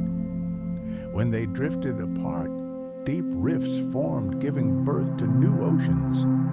Volcanic activity raged along the boundaries of these plates, spewing colossal amounts of carbon dioxide into the atmosphere and reshaping the topography. As the giant Gondwana shifted from its position and began moving north, it slowly began to converge with other land masses. This monumental drift ultimately led to the formation of Pangaea, the most famous supercontinent in Earth's history. Its birth was a violent and titanic process. The collision of enormous continental plates gave rise to mountain ranges, such as the Central Appalachians and the Urals. Deep faults cut through the Earth's crust, causing powerful earthquakes that shook the entire planet. These processes radically altered the landscape and the contours of coastlines. The merging of continents reshaped ocean currents, affected atmospheric circulation, and even altered the chemical composition of the world's oceans. From space, one could see how this puzzle was slowly assembled, as if in slow motion. Piece by piece, fragment by fragment, the continents merged until a single, gigantic landmass formed, occupying almost the entire hemisphere.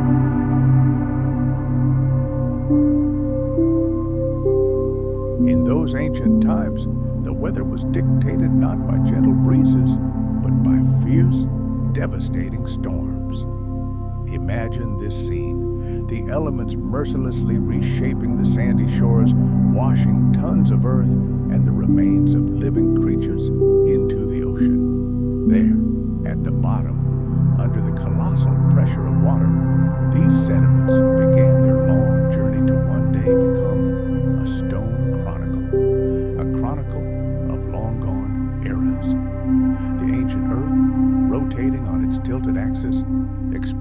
giant continent to the sun's rays, creating a climate of extremes. Summers turned the interior of Pangaea into a scorching frying pan, while winters encased it in a shell of ice. There was no soothing breath of oceans to smooth out these extremes.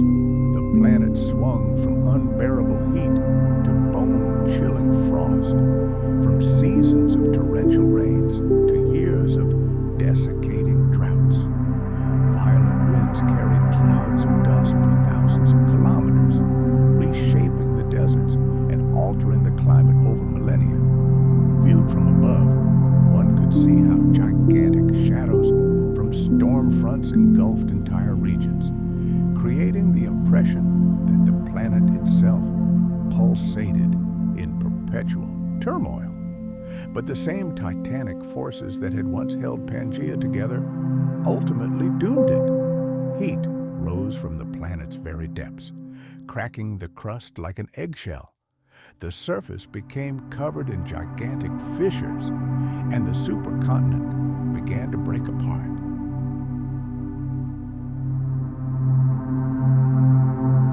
The atmosphere above this ancient planet was more than just a thin layer of air.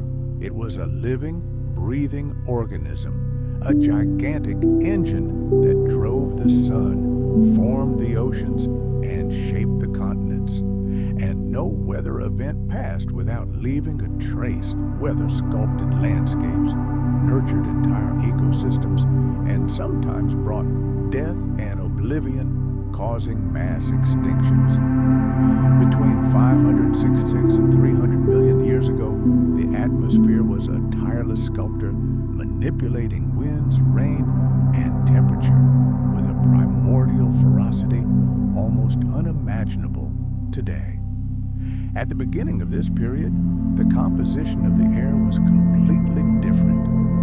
Oxygen levels were significantly lower, but then soared to record levels. Carbon dioxide concentrations constantly fluctuated, sometimes reaching 4 to 10 times today's levels. Such dramatic changes inevitably affected life.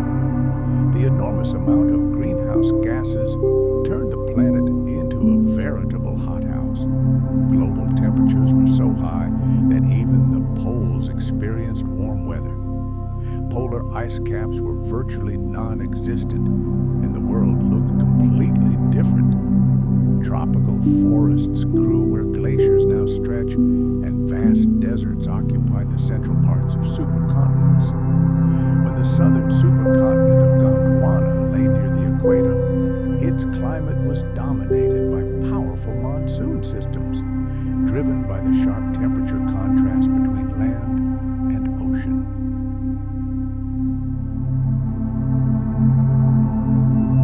Vast territories were either drenched by biblical-scale seasonal downpours or scorched by months-long heat waves. Later, when Pangaea formed, covering nearly half the planet, this monsoon regime became even more extreme.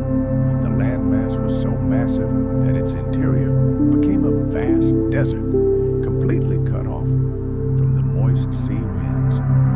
And these weren't just lifeless wastelands.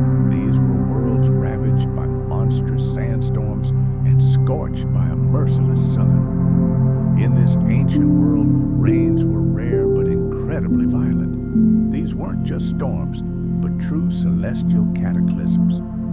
High temperatures and humidity caused gigantic cumulus clouds to rise much higher into the atmosphere than they do today, resembling the crowns of angry gods. Blinding lightning streaked across the sky, igniting dense coniferous forests and causing fires that could rage for months. Rain here didn't drizzle. It fell from the skies in a continuous torrent, turning plains into swamps, eroding the soil, and filling ancient rivers that carried their muddy waters to shallow inland seas. Tropical storms, originating over warm oceans, gained unprecedented strength here. Uncontained by modern continents, They could grow to the size of gigantic, long-lived hyperhurricanes. These monsters reshaped coastlines, uprooted entire forests, and drove gigantic waves hundreds of kilometers inland.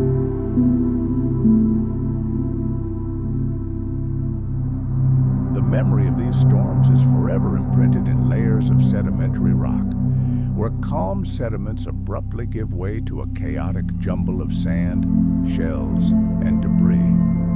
Even the clouds in the sky were different. Over the vast oceans, the sky was often crystal clear, while over the warm, forested continents, dense, heavy clouds would gather by midday.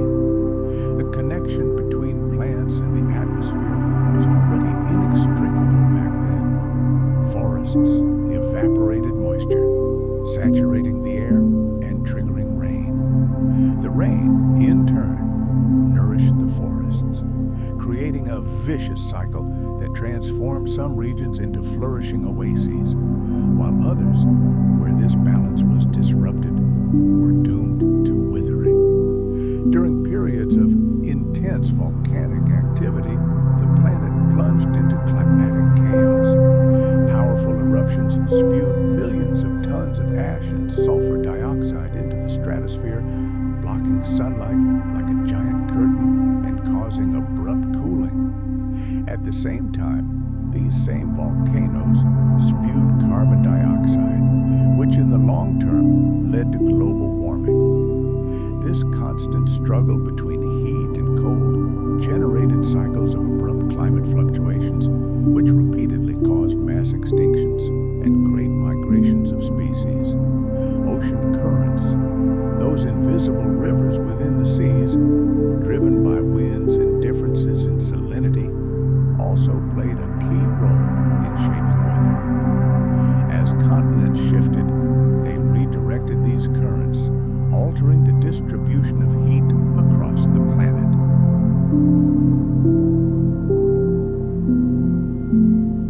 Warm currents could bring tropical heat to the polar regions, while cold currents could create arid climates along the coasts.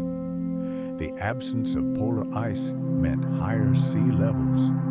Vast tracts of land were flooded, creating shallow, warm seas where weather patterns were constantly changing.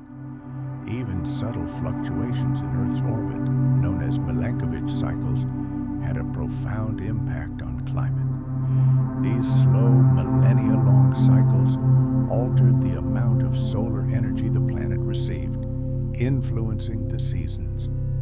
Over hundreds of thousands of years, they could transform lush savannas into lifeless deserts and vice versa. The climate of that Earth was completely different. Sharp temperature swings could suddenly bring frost to warmer zones, blanketing tropical forests with snow. Although no human witnesses witnessed these events, the rock record preserves traces of how ecosystems responded to these shocks.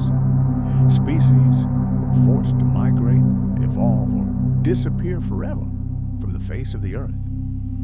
Toward the end of the Mesozoic era, the climate warmed again. Carbon dioxide levels rose again, likely due to tectonic activity and the opening of new ocean basins. Tropical conditions spread from the equator to the poles. Even there, temperatures remained comfortable year-round, allowing forests to flourish on lands that would later be covered by kilometers-thick glaciers.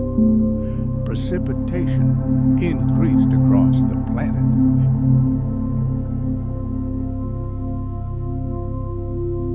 Frequent and abundant rains encouraged a thriving flowering of flowering plants and the creation of new, complex ecosystems. Throughout this momentous era, weather was the principal conductor in the orchestra of life. It determined where forests would grow, where herds of giant lizards would migrate, and even which body shapes would prove most successful in the struggle for survival. Inhabitants of arid regions became masters of moisture conservation. Those living in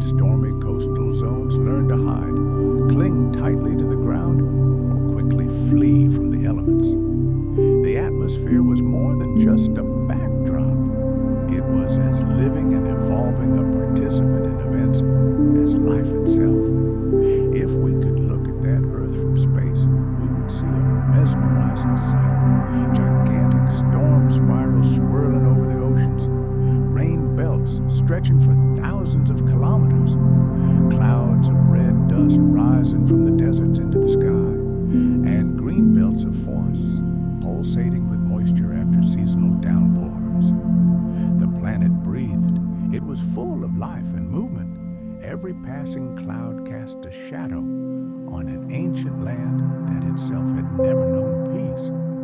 Approximately 66 million years ago, as the age of dinosaurs neared its tragic end, the climate began to slowly change again. Subtle shifts in ocean currents and tectonic shifts triggered a gradual cooling process. Clouds that once hovered over endless tropical jungles eventually began to cast their shadows on the first icy peaks.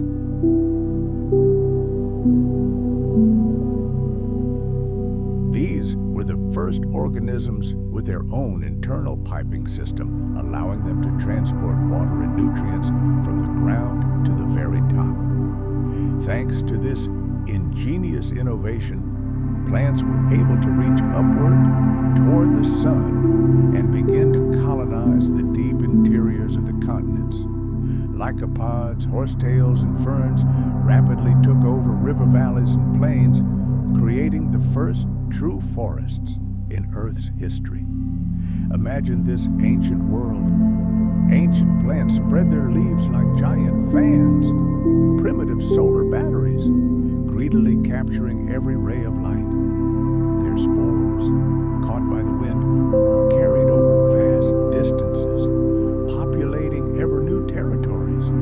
But these forests were completely alien to our perception. There were no flowers, no juicy fruits, no soft grass underfoot. Instead of the trees we are accustomed to, giant tree ferns, leopards, and thorny shrubs towered here. Their trunks were often hollow or soft to the touch, and they grew amidst viscous, boggy swamps. Dead plants did not completely rot, but accumulated in dense, multi-meter-thick layers. This mass of dead organic matter, compressed over millions of years, would one day become coal, fuel for a civilization that would emerge in the unimaginably distant future. The air in these ancient forests was thick and heavy, supersaturated with oxygen. Its concentration sometimes exceeded 30%. In such an atmosphere, even the slightest spark could start a devastating forest fire.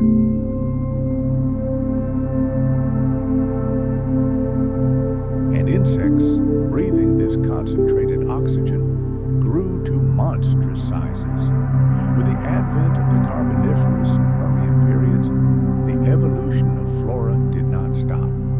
The first seed plants appeared, marking another giant leap forward. Gymnosperms, such as conifers, cycads, and ginkgo, represented a crucial stage in the conquest of land. It was a true breakthrough. Plants no longer required moisture to reproduce, as their ancestors had, which relied on spores. Now they could conquer the arid interiors of continents using seeds. Soon, vast coniferous forests, crowned with green spires and covered with dense undergrowth, spread across the planet. The incredible resilience of these plants allowed them to survive in a wide range of climates, from hot tropical coastlines to cold, high mountain slopes. The Mesozoic era brought another turning point in the history of the plant world. Around 140 million years ago, the first flowering plants appeared on Earth. At first, they were modest, unremarkable creatures, perhaps low-growing shrubs or aquatic species. But their evolutionary advantage was colossal. Flowers paved the way for sophisticated pollination strategies, attracting insects and harnessing the wind with unprecedented efficiency. And fruits reliably protected the seeds and facilitated their dispersal by animals.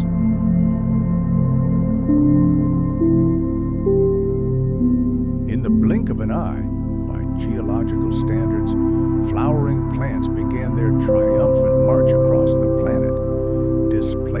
ancient gymnosperms and creating entirely new ecosystems.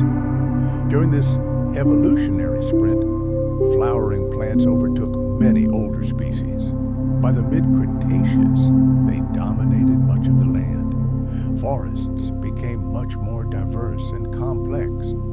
Broadleaf trees appeared, forming tall, dense canopies, with numerous shrubs growing beneath them in the lower layers. Even grasses began their timid journey, although their time would come much later. The spread of angiosperms radically transformed entire ecosystems. They formed the basis for new food chains, provided shelter for small animals, and led to the emergence of narrow specialization among herbivorous dinosaurs and pollinating insects. Viewed from afar, prehistoric Earth began to take on familiar features. Forests with complex, multi-layered structures reminiscent of modern ones emerged, but the species that inhabited them were still ancient. Magnolias, laurels, and early palm species, true pioneers of the flowering world, proudly emerged among them. Their leaves were denser and their flowers simpler than those of their descendants, but their role in the ecosystem was truly revolutionary. Some of these flowering trees grew to colossal proportions, spreading their crowns over dinosaur trails and vast river deltas. And beneath the canopy of these forests, a unique, invisible life teemed.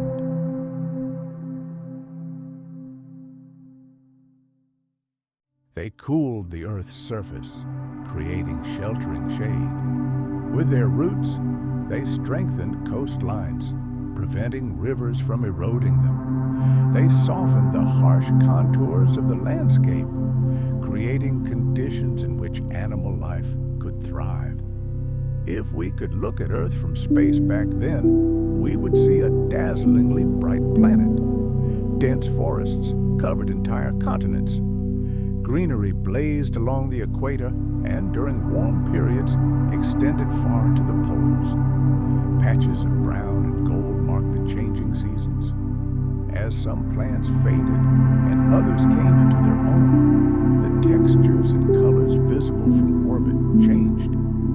Forests shimmered in every shade of green, and this vast expanse was broken only by the meanders of ancient rivers or the silvery glint of shallow seas.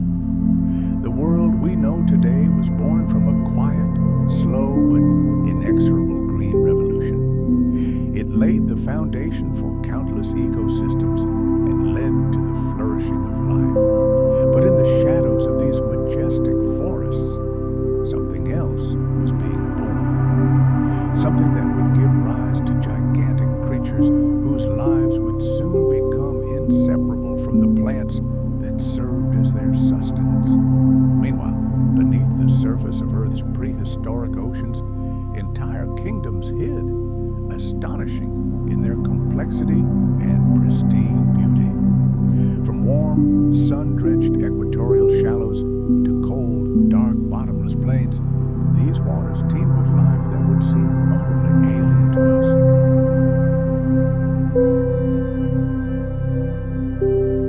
Long before dinosaurs appeared on land, the sea became the first stage for the great drama of evolution.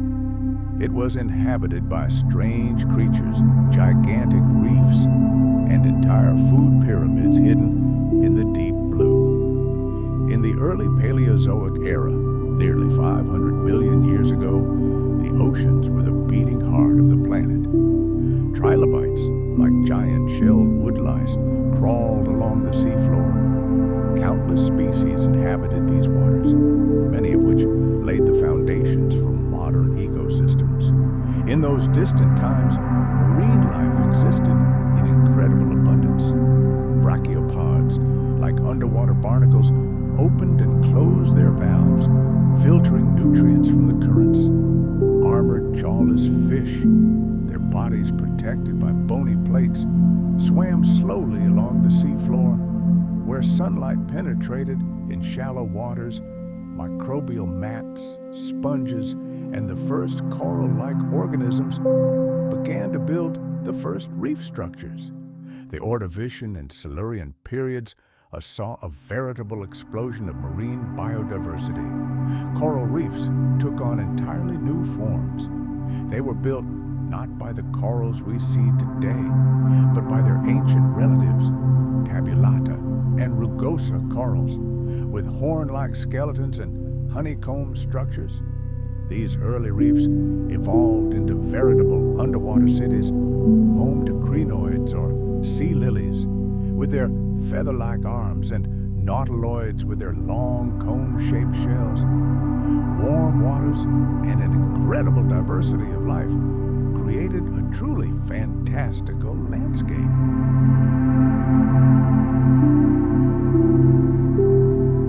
Enormous sponges, like natural pumps, tirelessly filtered colossal volumes of water, and in the darkest, deepest canyons, where sunlight never penetrated, a unique world arose.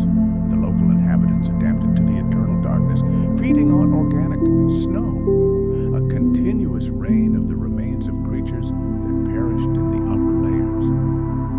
But all this splendor was given a death sentence, and then disaster struck.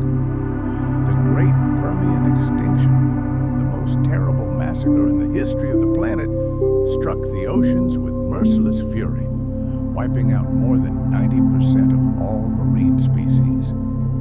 After this apocalypse, all that remained was dead silence and thick layers of sedimentary rock.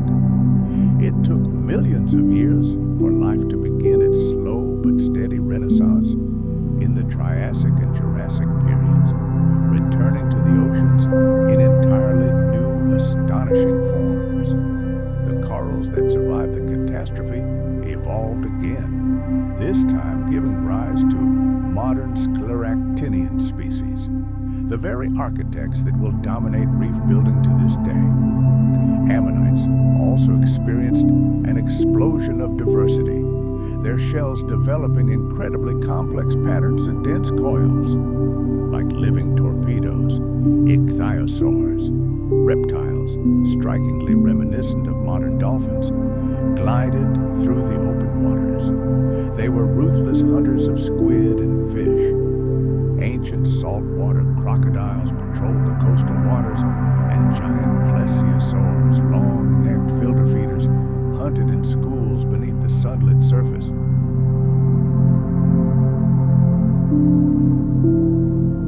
During the Jurassic era, in warm, shallow inland seas, reefs began their triumphant comeback.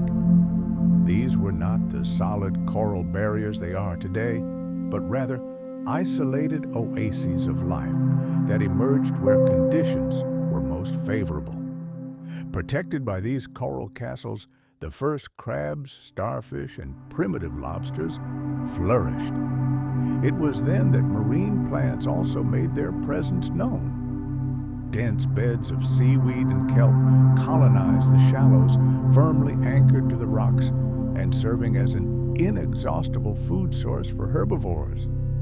The water at that time was often strikingly clear, much cleaner than today. Microscopic plankton were scarcer in the surface layers, allowing sunlight to penetrate to great depths.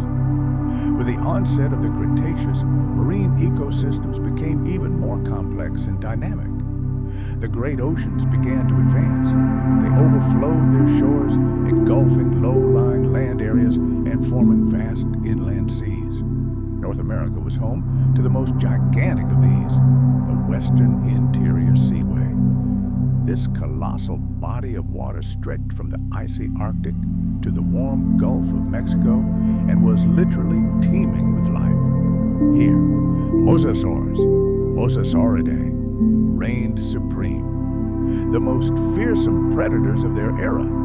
With elongated jaws lined with dagger-like teeth and a tail that worked like a powerful motor, they were the true rulers of these waters.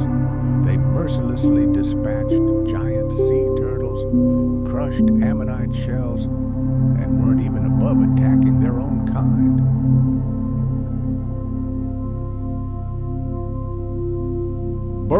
mollusks and echinoderms swarmed the seafloor, forming the foundation of complex food chains.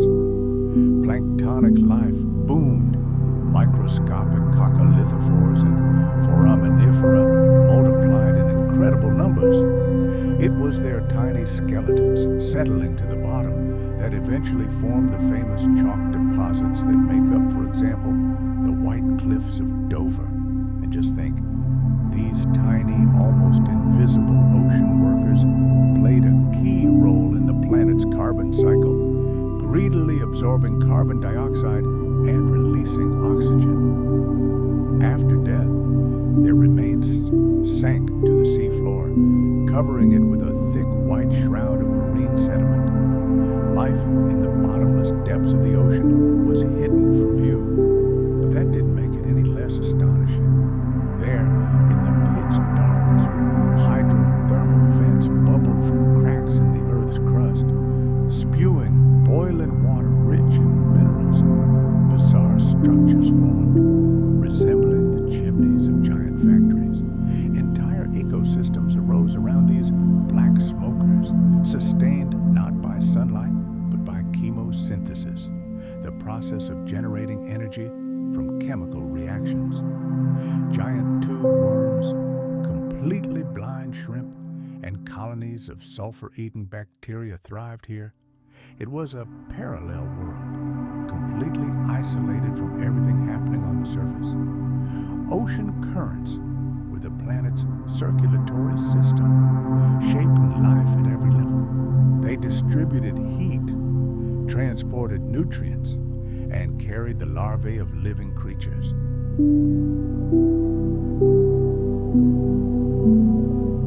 They were its primary catalyst, the greatest laboratory of evolution, and a reliable repository of knowledge. Their incredible resilience allowed the spark of life to be preserved even during the most horrific mass extinctions, later becoming a cradle for new, even more advanced forms. When the land was still desolate and lifeless, the oceans were and remain the most durable haven for life on our planet. From the bottomless void of space, our Earth has always been a living, breathing canvas. Its colors, textures, and contours have never stood still. Over the past 500 million years, the planet has undergone countless transformations, some slow and gradual, others sudden and catastrophic. Observing it from orbit, we would see a grand spectacle, the slow, inexorable drift of continents, mountain ranges rising like wrinkles, the advance and retreat of ancient seas, and polar ice caps that sometimes expanded and sometimes melted. In the early Paleozoic, approximately 500 million years ago, all land was fragmented into several separate land masses. The giant supercontinent Gondwana occupied almost the entire southern hemisphere. It included lands that hundreds of millions of years later would become South America, Africa, India, Antarctica, and Australia. To the north were smaller continents, Laurentia, Baltica, and Siberia, surrounded by warm, shallow oceans.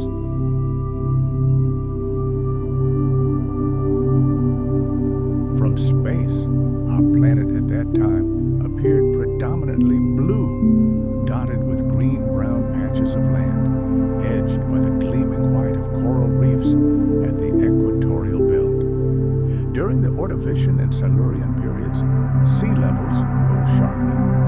Water surged onto the land, inundating lowlands and turning them into vast inland seas. From orbit, the continents appeared to be sinking, their sharp outlines softening, hidden by the water's surface.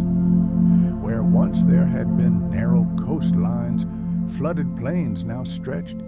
Beneath the crystal-clear, sun-drenched waters, coral reefs and vast sea platforms shone. During the Devonian period, the face of the planet began to change again. Continental plates steadily moved north. In the southern hemisphere, the giant Gondwana tilted and began to rotate. From space, previously barren lands could be seen turning green. Where tectonic plates collided, new mountain ranges soared into the sky. The first forests began their triumphant march across many regions of the earth. Dark green bands of primitive vascular plants, such as ferns and mosses, covered the land. Rivers, like silver threads, snaked across the continents, carrying their waters to shallow sea basins. By the Carboniferous period, the earth had become even greener. Vast Carboniferous swamps spread across tropical latitudes, particularly in what would become Europe, Asia, and North America.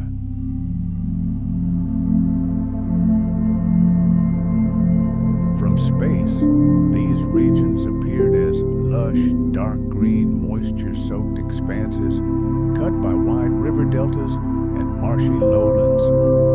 The equator crossed continents covered in dense vegetation, while the first signs of glaciation began to appear in the polar regions. White ice caps slowly spread across the southern tip of Gondwana.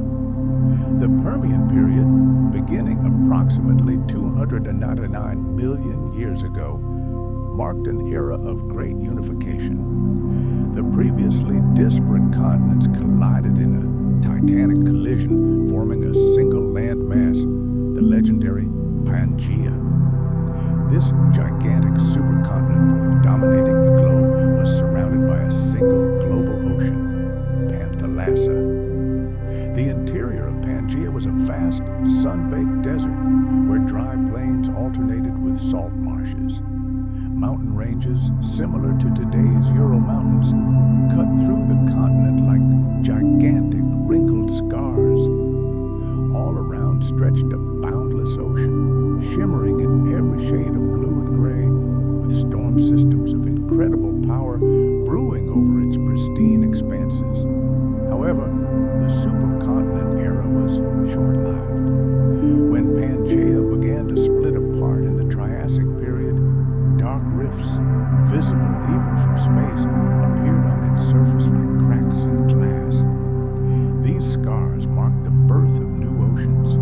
Volcanoes erupted along the fault lines, and magma flows rising from the mantle created fiery scars that eventually became mid-ocean ridges. The cracks widened, opening new sea routes.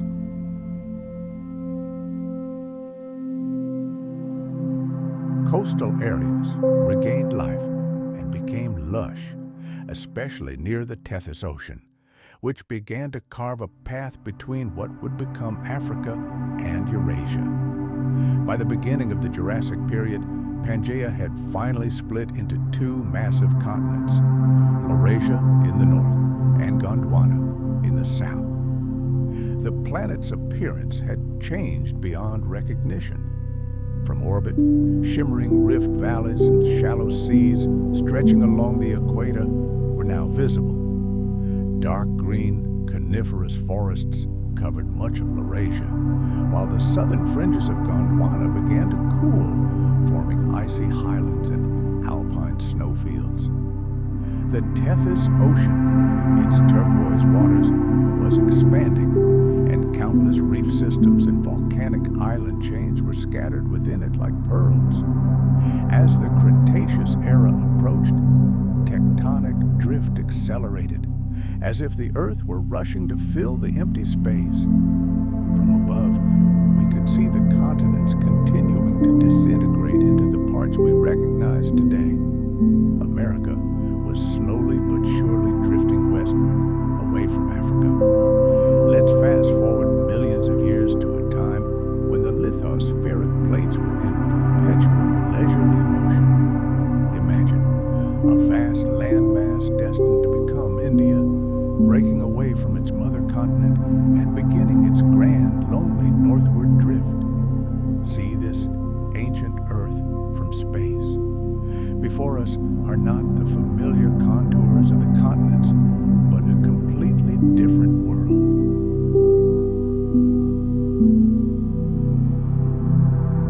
Beneath the pale starlight, the Earth's surface remained dark. untouched by artificial light.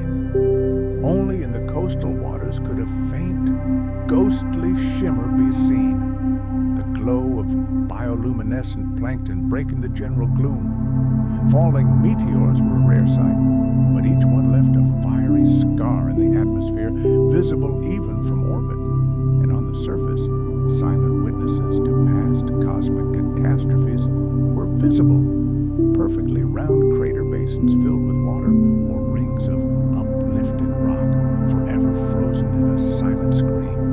The atmosphere had a life of its own. Clouds twisted into gigantic spirals swept along on the currents of ancient winds. Colossal dust storms rose from the arid interiors of the continents, transforming deserts into shifting sand seas. Polar storms formed over the Southern Ocean, swirling into cyclones the size of entire continents. From space, the dynamics of the atmosphere were visible as if in the palm of your hand. A complex system of circulation and heating, driven by solar energy and the rotation of the planet itself. But time passed, and the Cretaceous period inexorably approached its tragic end.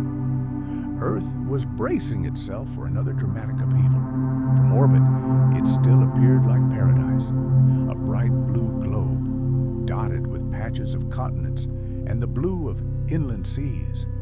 Oceans teeming with life slowly rotated in an eternal dance, unaware that a harbinger of death, a giant asteroid, was already hurtling toward them from the depths of space.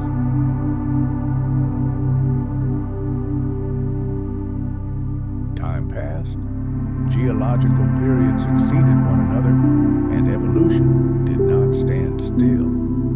Plants made an incredible breakthrough. They developed vascular tissue. This invention allowed them to grow upward toward the light and efficiently transport water from the ground to the topmost shoots. Roots dug ever deeper into the soil, firmly anchoring the plants in place. Leaves also appeared, virtual solar panels, unfolding to capture every photon of precious light. This was the era when the first true forests on the planet were born. The earth was overrun by giant club mosses and horsetails, forming dense, impenetrable green thickets across every continent. Some of these ancient plants reached heights of 30 meters, the size of a modern 10-story building, and this despite the fact that they were distant relatives of the tiny mosses that had appeared earlier.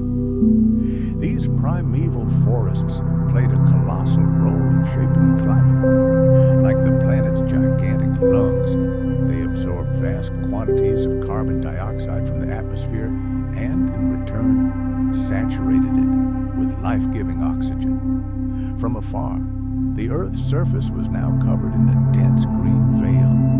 Vast swamp forests, especially near the equator, covered all the lowlands.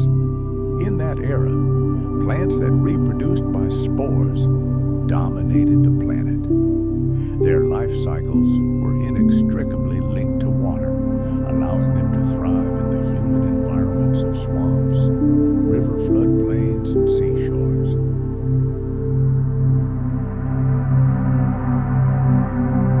When these giant plants died and fell into the swamps, their remains were compressed over millions of years into thick layers of coal, some of the richest on the planet, an imperishable legacy of that distant era. Then came the next great event in the plant world, the emergence of the seed. By the end of the Devonian and the beginning of the Carboniferous periods, plants had developed a revolutionary technology that allowed them to break away from water and begin conquering drier territories. Seed ferns and early conifers began to colonize highlands and arid interior regions of the continents, adapting to the changing climate. The emergence of the seed-freed plants from their constant dependence on moisture for reproduction, sparking a new, even more massive expansion of forests. planet's atmosphere became incredibly rich in oxygen, its concentration significantly exceeding today's levels. In response, plants grew even larger and taller, followed by insects, for whom this world became a true paradise. With each passing million years, the appearance of the plant world changed, creating a new biosphere and opening countless avenues for evolution. The Permian period brought dramatic changes. The planet's climate became significantly drier, and many species bound to swamps succumbed to the conditions and became extinct. But nature abhors a vacuum. They were replaced by gymnosperms, true masters of survival.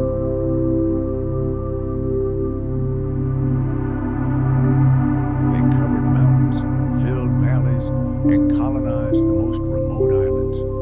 Mosses still hid in the damp shade. Ferns flourished in the variegated undergrowth, and mighty conifers still towered in the cold regions. But the flowering plants reigned supreme, and in an instant, everything was destroyed.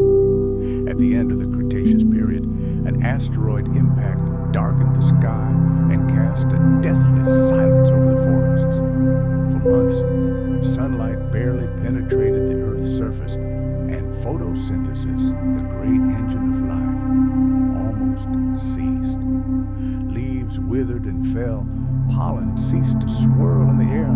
It seemed the end, but in the shadows and cold soil, hope lurked, seeds patiently awaiting their moment. And when the skies finally cleared, greenery returned. Plants always regenerated. Earth's climate system is constantly in flux, driven by both internal and external forces.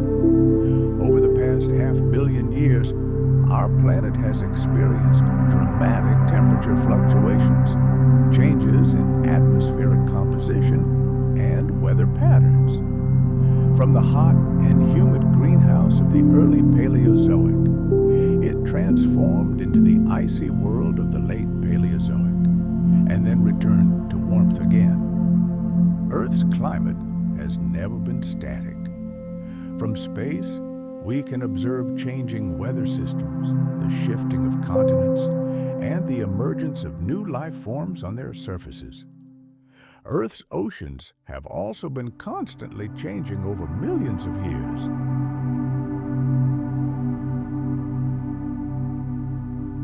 About 500 million years ago, during the Cambrian period, the planet was in the midst of. Let's fast forward to a time when our planet was immersed in an endless warm period. Imagine an atmosphere so dense and saturated with carbon dioxide and other greenhouse gases that it acted like a giant blanket. This global greenhouse effect prevented heat from escaping into space, creating a hot and incredibly humid climate across the entire planet. Look at the poles. There's not a hint of ice. The planet was completely free of the permanent ice caps we know today. Vast oceans advanced on the land, flooding the continents and forming vast, shallow, warm seas. It was in this cradle that the first truly complex marine ecosystems emerged. If we could view the Earth from orbit, it would appear as a predominantly blue sphere. Its oceans would shimmer in the dim light of a young, not yet so bright sun. In those distant times, the land was almost lifeless. Life was only just beginning its timid invasion, and the only signs were the barely noticeable green patches of simple mosses desperately clinging to the coastal rocks. But everything flowed, everything changed. With the onset of the Ordovician period, the Earth's climatic pendulum swung. Driven by the constant movement of the continents, the planet began to experience cycles of warming and cooling. Throughout its history, our planet's climate has never been static.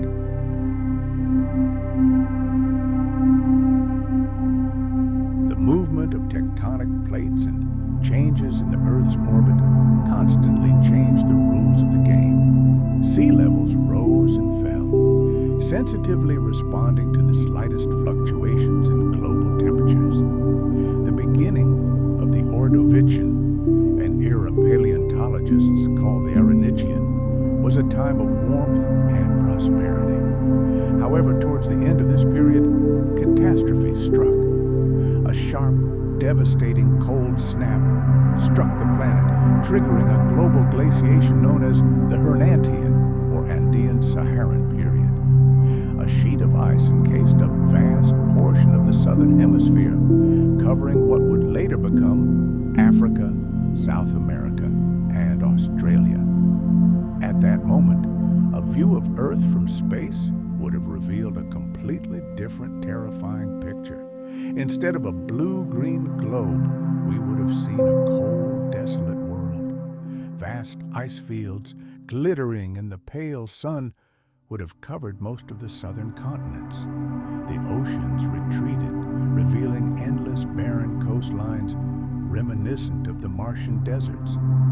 But winter always comes spring. During the Silurian period, the ice began to melt, and the planet's temperature gradually increased. The climate stabilized again, giving a powerful boost to the development of plant life.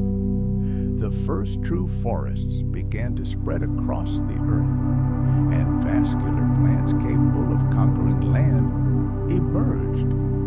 Carbon dioxide concentrations in the atmosphere remained high, maintaining warmth.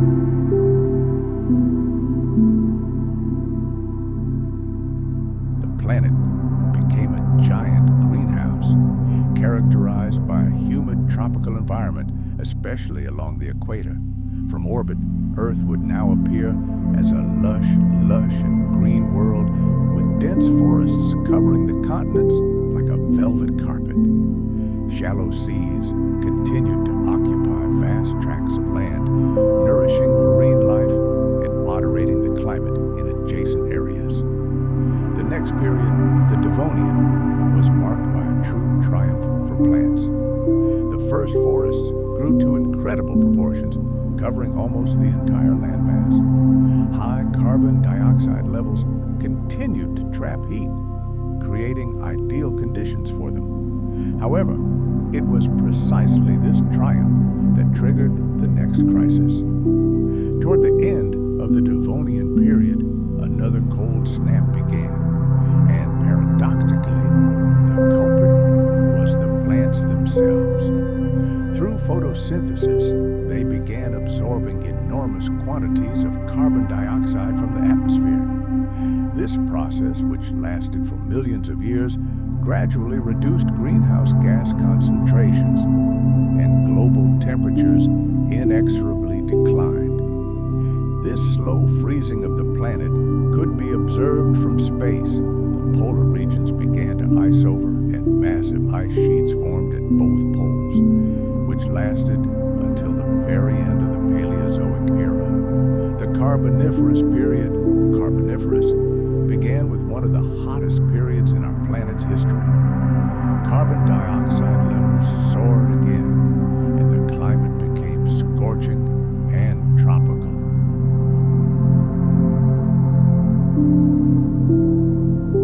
Lush landscapes were dominated by vast rainforests and gigantic swamps. It was from these that the richest coal deposits would later form. The Carboniferous period saw the rapid evolution of plant life, the era of giant ferns and colossal trees, and once again, history repeated itself. These new, even more efficient plants absorbed colossal amounts of carbon dioxide, which over time led to a further decline in atmospheric levels. This process went hand in hand with a gradual cooling of the climate.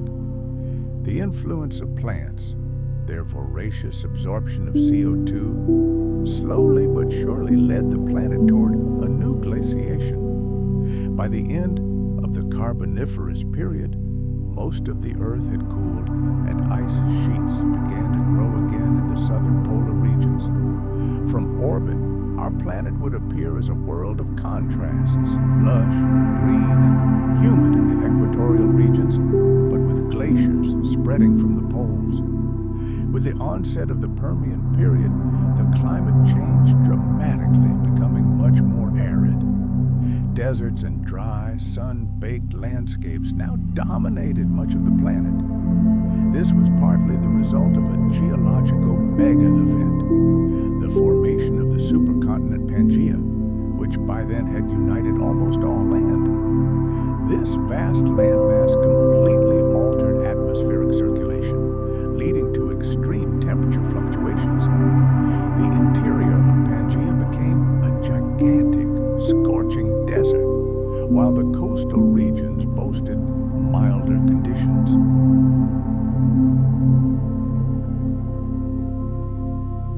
From orbit, Earth would appear brown and dusty, with endless dry plains and deserts in the continent's heart. Glaciers at this time mainly froze the southern polar regions, but overall, the planet had become a harsh, arid world, reminiscent of a giant canyon. The warm, humid climate that once dominated Earth gave way to harsh, arid conditions. The Triassic period opened a new chapter in climate history. The great Pangaea began to crack and split apart, leading to a gradual stabilization of the climate. Overall, temperatures remained high, and the planet was virtually ice-free. However, this stability was deceptive. Climates varied greatly across different areas. Some regions enjoyed warm tropical conditions, while others remained arid and desert-like. The early Triassic was marked by hot and dry climates, but gradually the world became wetter. This occurred as plant life, recovering from the Great Permian extinction, became increasingly diverse, and ecosystems recovered. From space, the planet would appear as a world shrouded in dusty clouds. Through these clouds, diverse green zones would poke through, particularly lush along the equator, and vast deserts would occupy the central parts of the disintegrating continents. Finally, the Jurassic period arrived.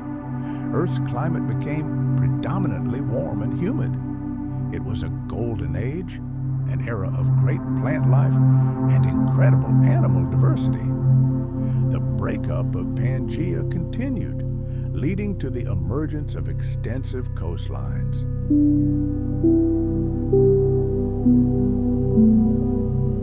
The oceans of that time were teeming with simple life forms that were only just beginning their journey toward diversification. The seas were shallow and teeming with bizarre creatures. Soft-bodied creatures dominated at that time. Their fragile exoskeletons provided only weak protection from predators, which had already begun their bloody hunts in the primordial oceans. Let's travel back in time, hundreds of millions of years, and look at our planet from space. We see a world dominated by water.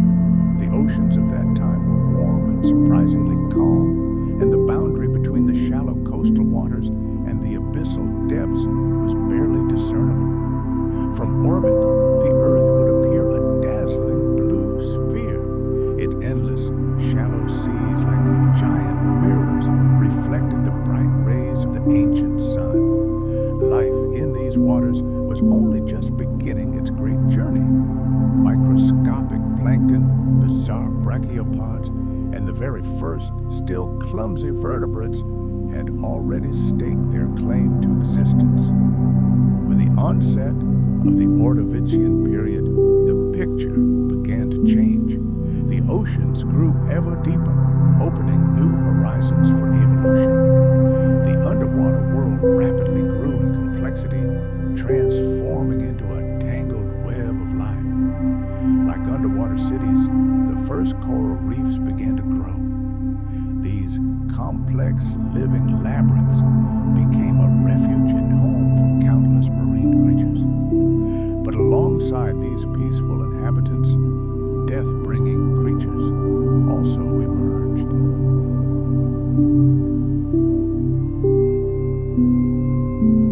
first true kings emerged in these waters, large predatory fish that began mercilessly hunting smaller prey in the crowded seas. The very structure of the ocean was transformed. The water column became stratified, warm, oxygen-rich waters near the surface and cold, dark depths beneath. These global changes in temperature and water composition became a powerful impetus for the emergence of increasingly specialized and adaptive life forms. If we were to look at Earth from space again, it would appear to us as a vast patchwork quilt, woven from shallow seas and expanding deep-sea basins. The entire surface of the planet was literally awash with warmth, reflecting the mild climate that prevailed throughout most of this era. The Silurian and Devonian periods arrived, and the oceans exploded with a veritable explosion of diversity. This process was particularly intense for fish. The seas became the arena for a stunning evolutionary race.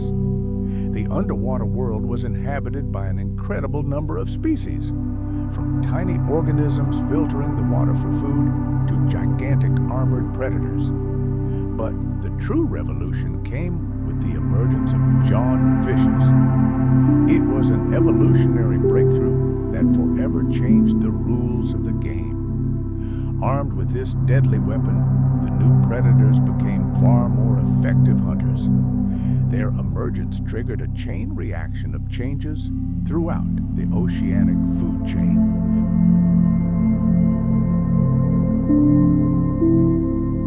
The Silurian oceans were adorned with magnificent coral reefs, creating ideal conditions for marine life to thrive. From orbit, our planet appeared incredibly vibrant.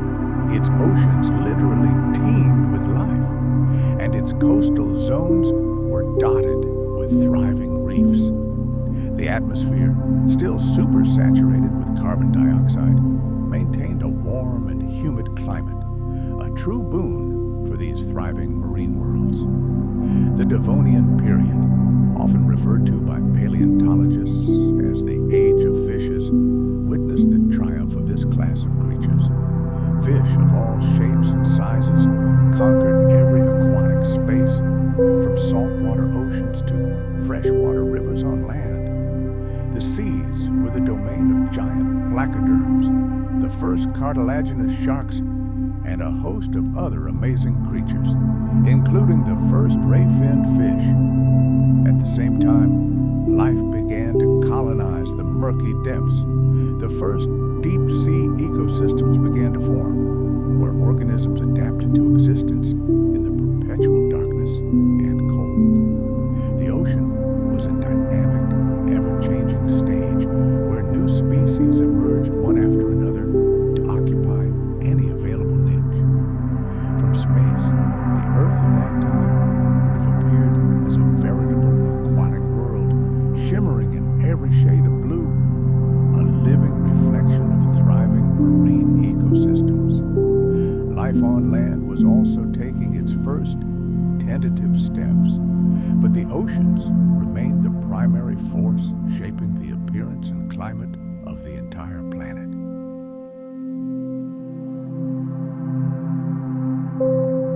Biodiversity continued to grow, and now we are in the Carboniferous period. A wide variety of marine life still dominated the oceans. Meanwhile, a rapid growth of vegetation on land led to the formation of giant swamps and marshy forests, which in turn became the basis for even more complex ecosystems at the interface between water and land. New, formidable predators, ammonites, emerged in the seas. During the era when trilobites and giant marine brachiopods reigned supreme, the oceans were warm and teeming with life. Both shallow coastal lagoons and dark ocean trenches were home to a multitude of incredible creatures.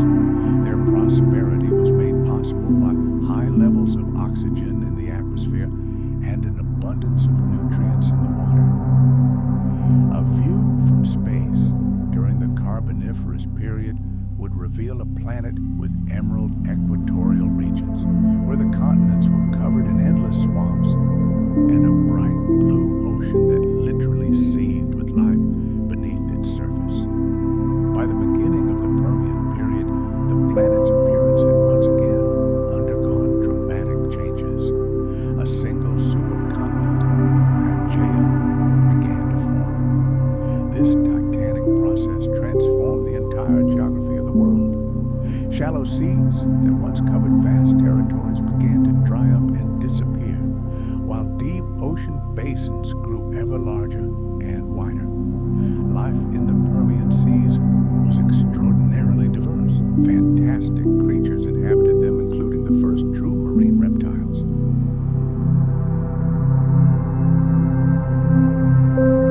Early ichthyosaurs and plesiosaurs became the new masters of the seas, while giant sharks and predatory fish tirelessly patrolled their domain. The planet's climate became hot and arid, especially in the depths of the giant continent of Pangaea. But the oceans remained warm and teeming with life. From space, Earth would have appeared like a parched desert, and the oceans would have seemed like the last oasis, the last stronghold of life in a nearly lifeless world. The water surface would be deceptively quiet and calm, concealing the tectonic shifts and violent evolution occurring deep beneath the surface. With the onset of the Triassic period, the oceans underwent another round of transformation. The breakup of Pangaea led to the birth of new oceans and seas, which in turn created countless new habitats for marine creatures. Life quickly began to thrive and develop. Marine reptiles such as ichthyosaurs and plesiosaurs continued their dominance, while giant turtles and marine iguanas developed their own ecological niches. Plesiosaurs finally assumed a dominant position in the seas, reaching the top of the food chain. The oceans teemed with life, from the shallows to the darkest depths. Fish, large and small, as well as the first truly complex marine ecosystems, began to form in these waters. Ocean temperatures remained high, and shallow, warm seas covered much of the planet's surface.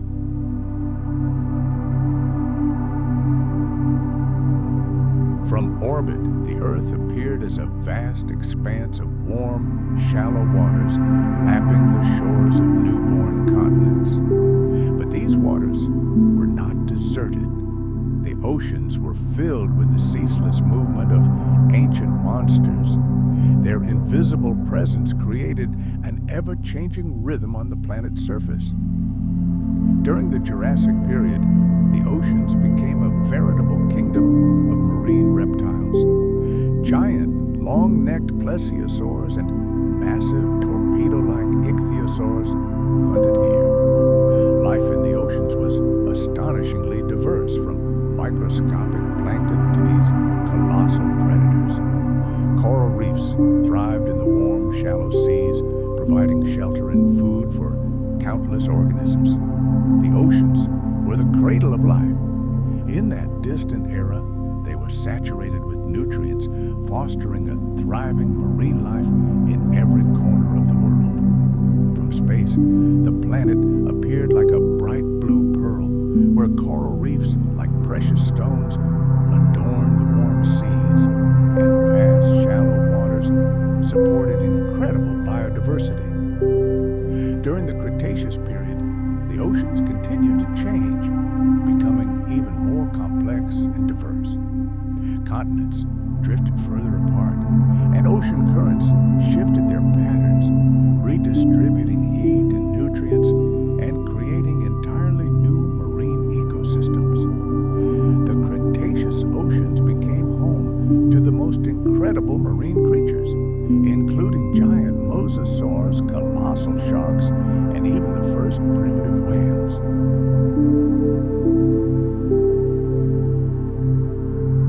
The seas were warm and rich, and coral reefs continued to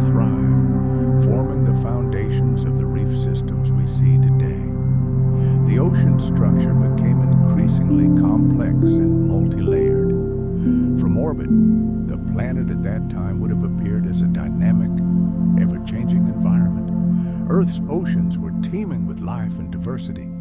Warm seas, dotted with island archipelagos and lapping, endless coastlines, literally teemed with marine life. But then, at the end of the Cretaceous period, the skies fell upon Earth. A catastrophe of cosmic proportions forever changed the face of the world's oceans. A massive asteroid slammed into the planet, triggering a chain reaction of death and destruction. This led to a mass extinction that wiped out most marine species, including the giant marine reptiles that once dominated the oceans. If we were to look at Earth from space at that moment, the oceans would appear dark and lifeless. Their surface would be hidden beneath a thick veil of dust and debris ejected into the atmosphere. The once vibrant waters sank into a dead, icy silence, their future hanging in the balance. Throughout the Cenozoic era, the oceans slowly but surely recovered. They continued to evolve, giving new life forms a chance, including whales, dolphins, and other marine mammals. After the Great Dying, life on Earth began its long journey to recovery.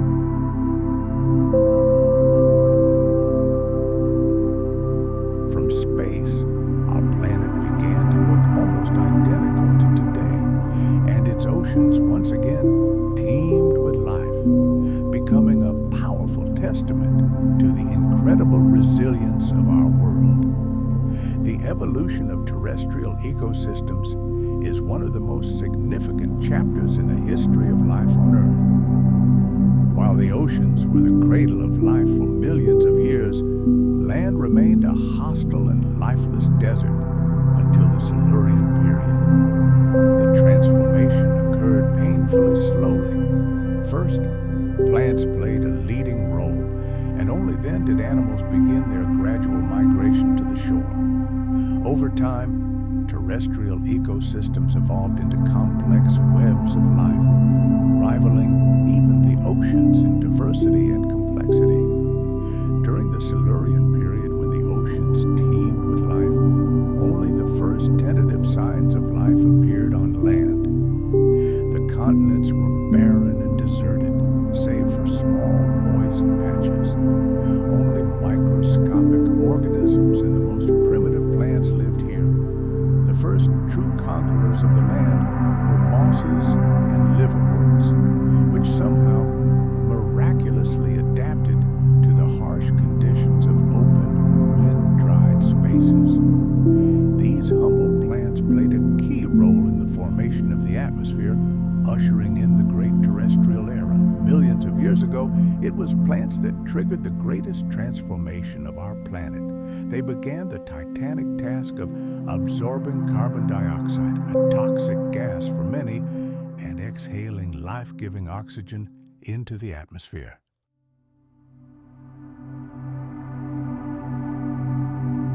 This slow but irreversible process completely altered the chemical composition of the air, setting the stage for the emergence of entirely new, more complex forms of life. Imagine this scene. Against a backdrop of endless rocks and dust, the first timid patches of green appear.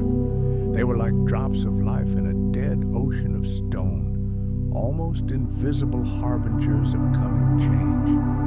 If we were to look at Earth from the cold void of space, it would still appear a lifeless sphere. Only by looking closely would we be able to discern thin veins of green along the shores of ancient oceans and riverbanks. But then comes the Devonian period, and evolution seems to step on the gas. Terrestrial ecosystems begin to expand at an incredible rate. The first true forests in the planet's history appear. Of course, these weren't the forests we know today. They were dominated by giant ferns, tree horsetails, and the first plants that gave the world seeds. These became the foundation for complex food chains, creating the first full-fledged shelter incredibly dense and humid, offering shelter and food for countless creatures. From orbit, our planet now looked different.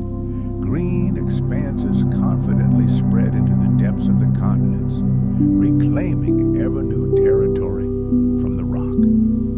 The emergence of vegetation on land signaled the next grand act in the drama of life, the colonization of the continents by animals.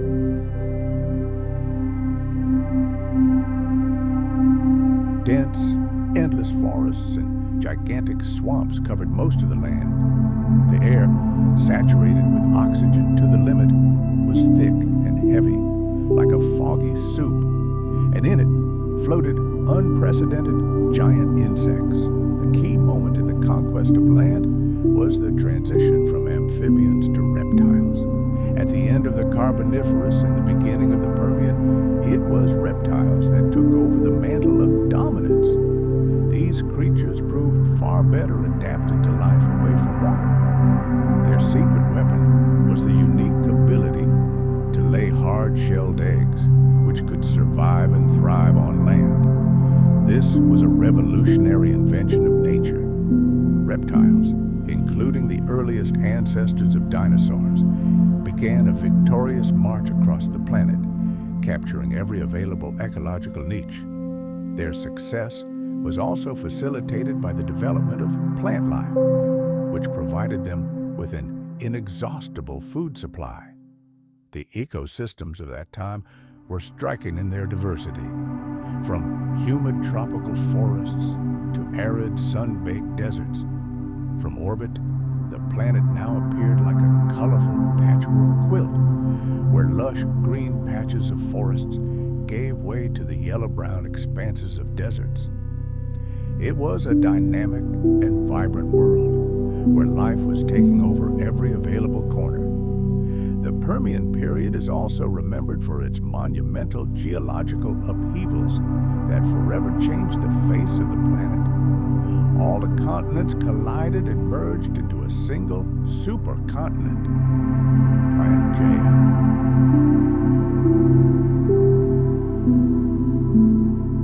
This gigantic landmass created incredible climatic contrasts. While the coastal zones were lush with vegetation, the interior regions became vast deserts with sharp temperature fluctuations. It was during this time that the first true dinosaurs appeared on Earth, not yet kings of the planet, but already formidable contenders for the throne. Their finest hour would come a little later in the Triassic period.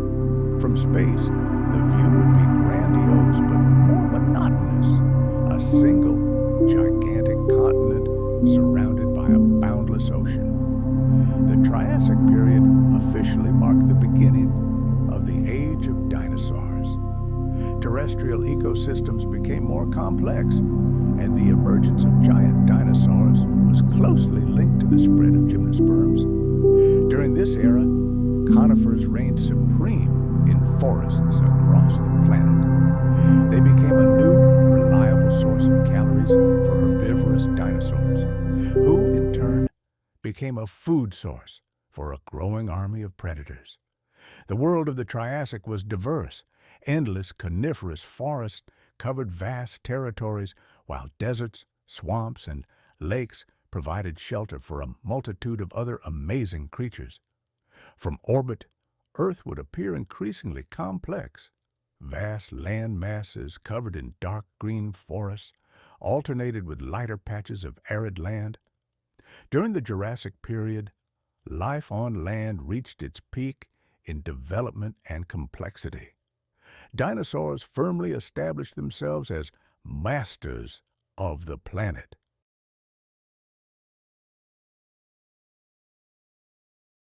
Giant herbivores and monstrous predators reached unimaginable sizes, shaking the earth with their tread.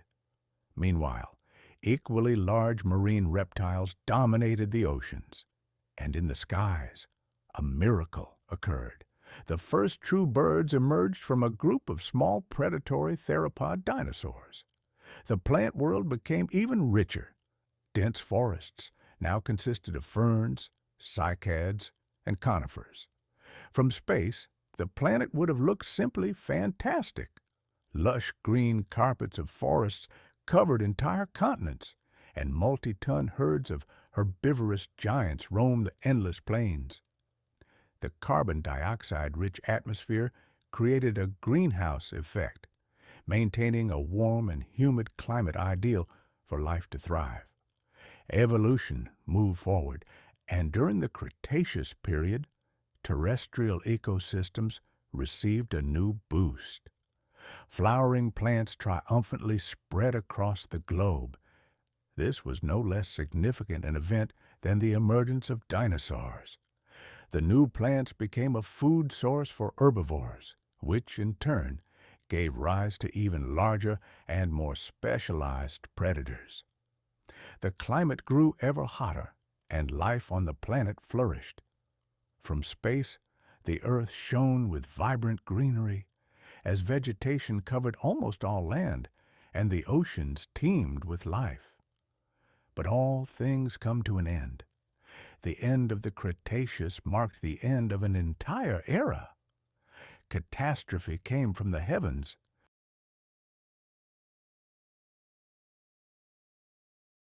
The early Cenozoic era, known as the Paleogene period, marked the beginning of the age of mammals. While Earth recovered from the catastrophe, new worlds were forming that no longer offered room for dinosaurs. At this point, mammals experienced a veritable evolutionary explosion, giving rise to an incredible diversity of forms. From tiny mouse-like insectivores to the first large herbivores and predators, their numbers and species grew as the planet became increasingly hospitable. Regenerating forests, meadows, and swamps provided them with everything they needed to thrive. One of the greatest evolutionary breakthroughs was the emergence of placental mammals. These animals, which included the ancestors of modern primates, carnivores, and ungulates, gained a colossal advantage over their egg-laying relatives. The ability to carry a young within the body and deliver it fully formed allowed them to colonize diverse corners of the planet, from dense jungles to vast open plains. This was their ticket to global domination.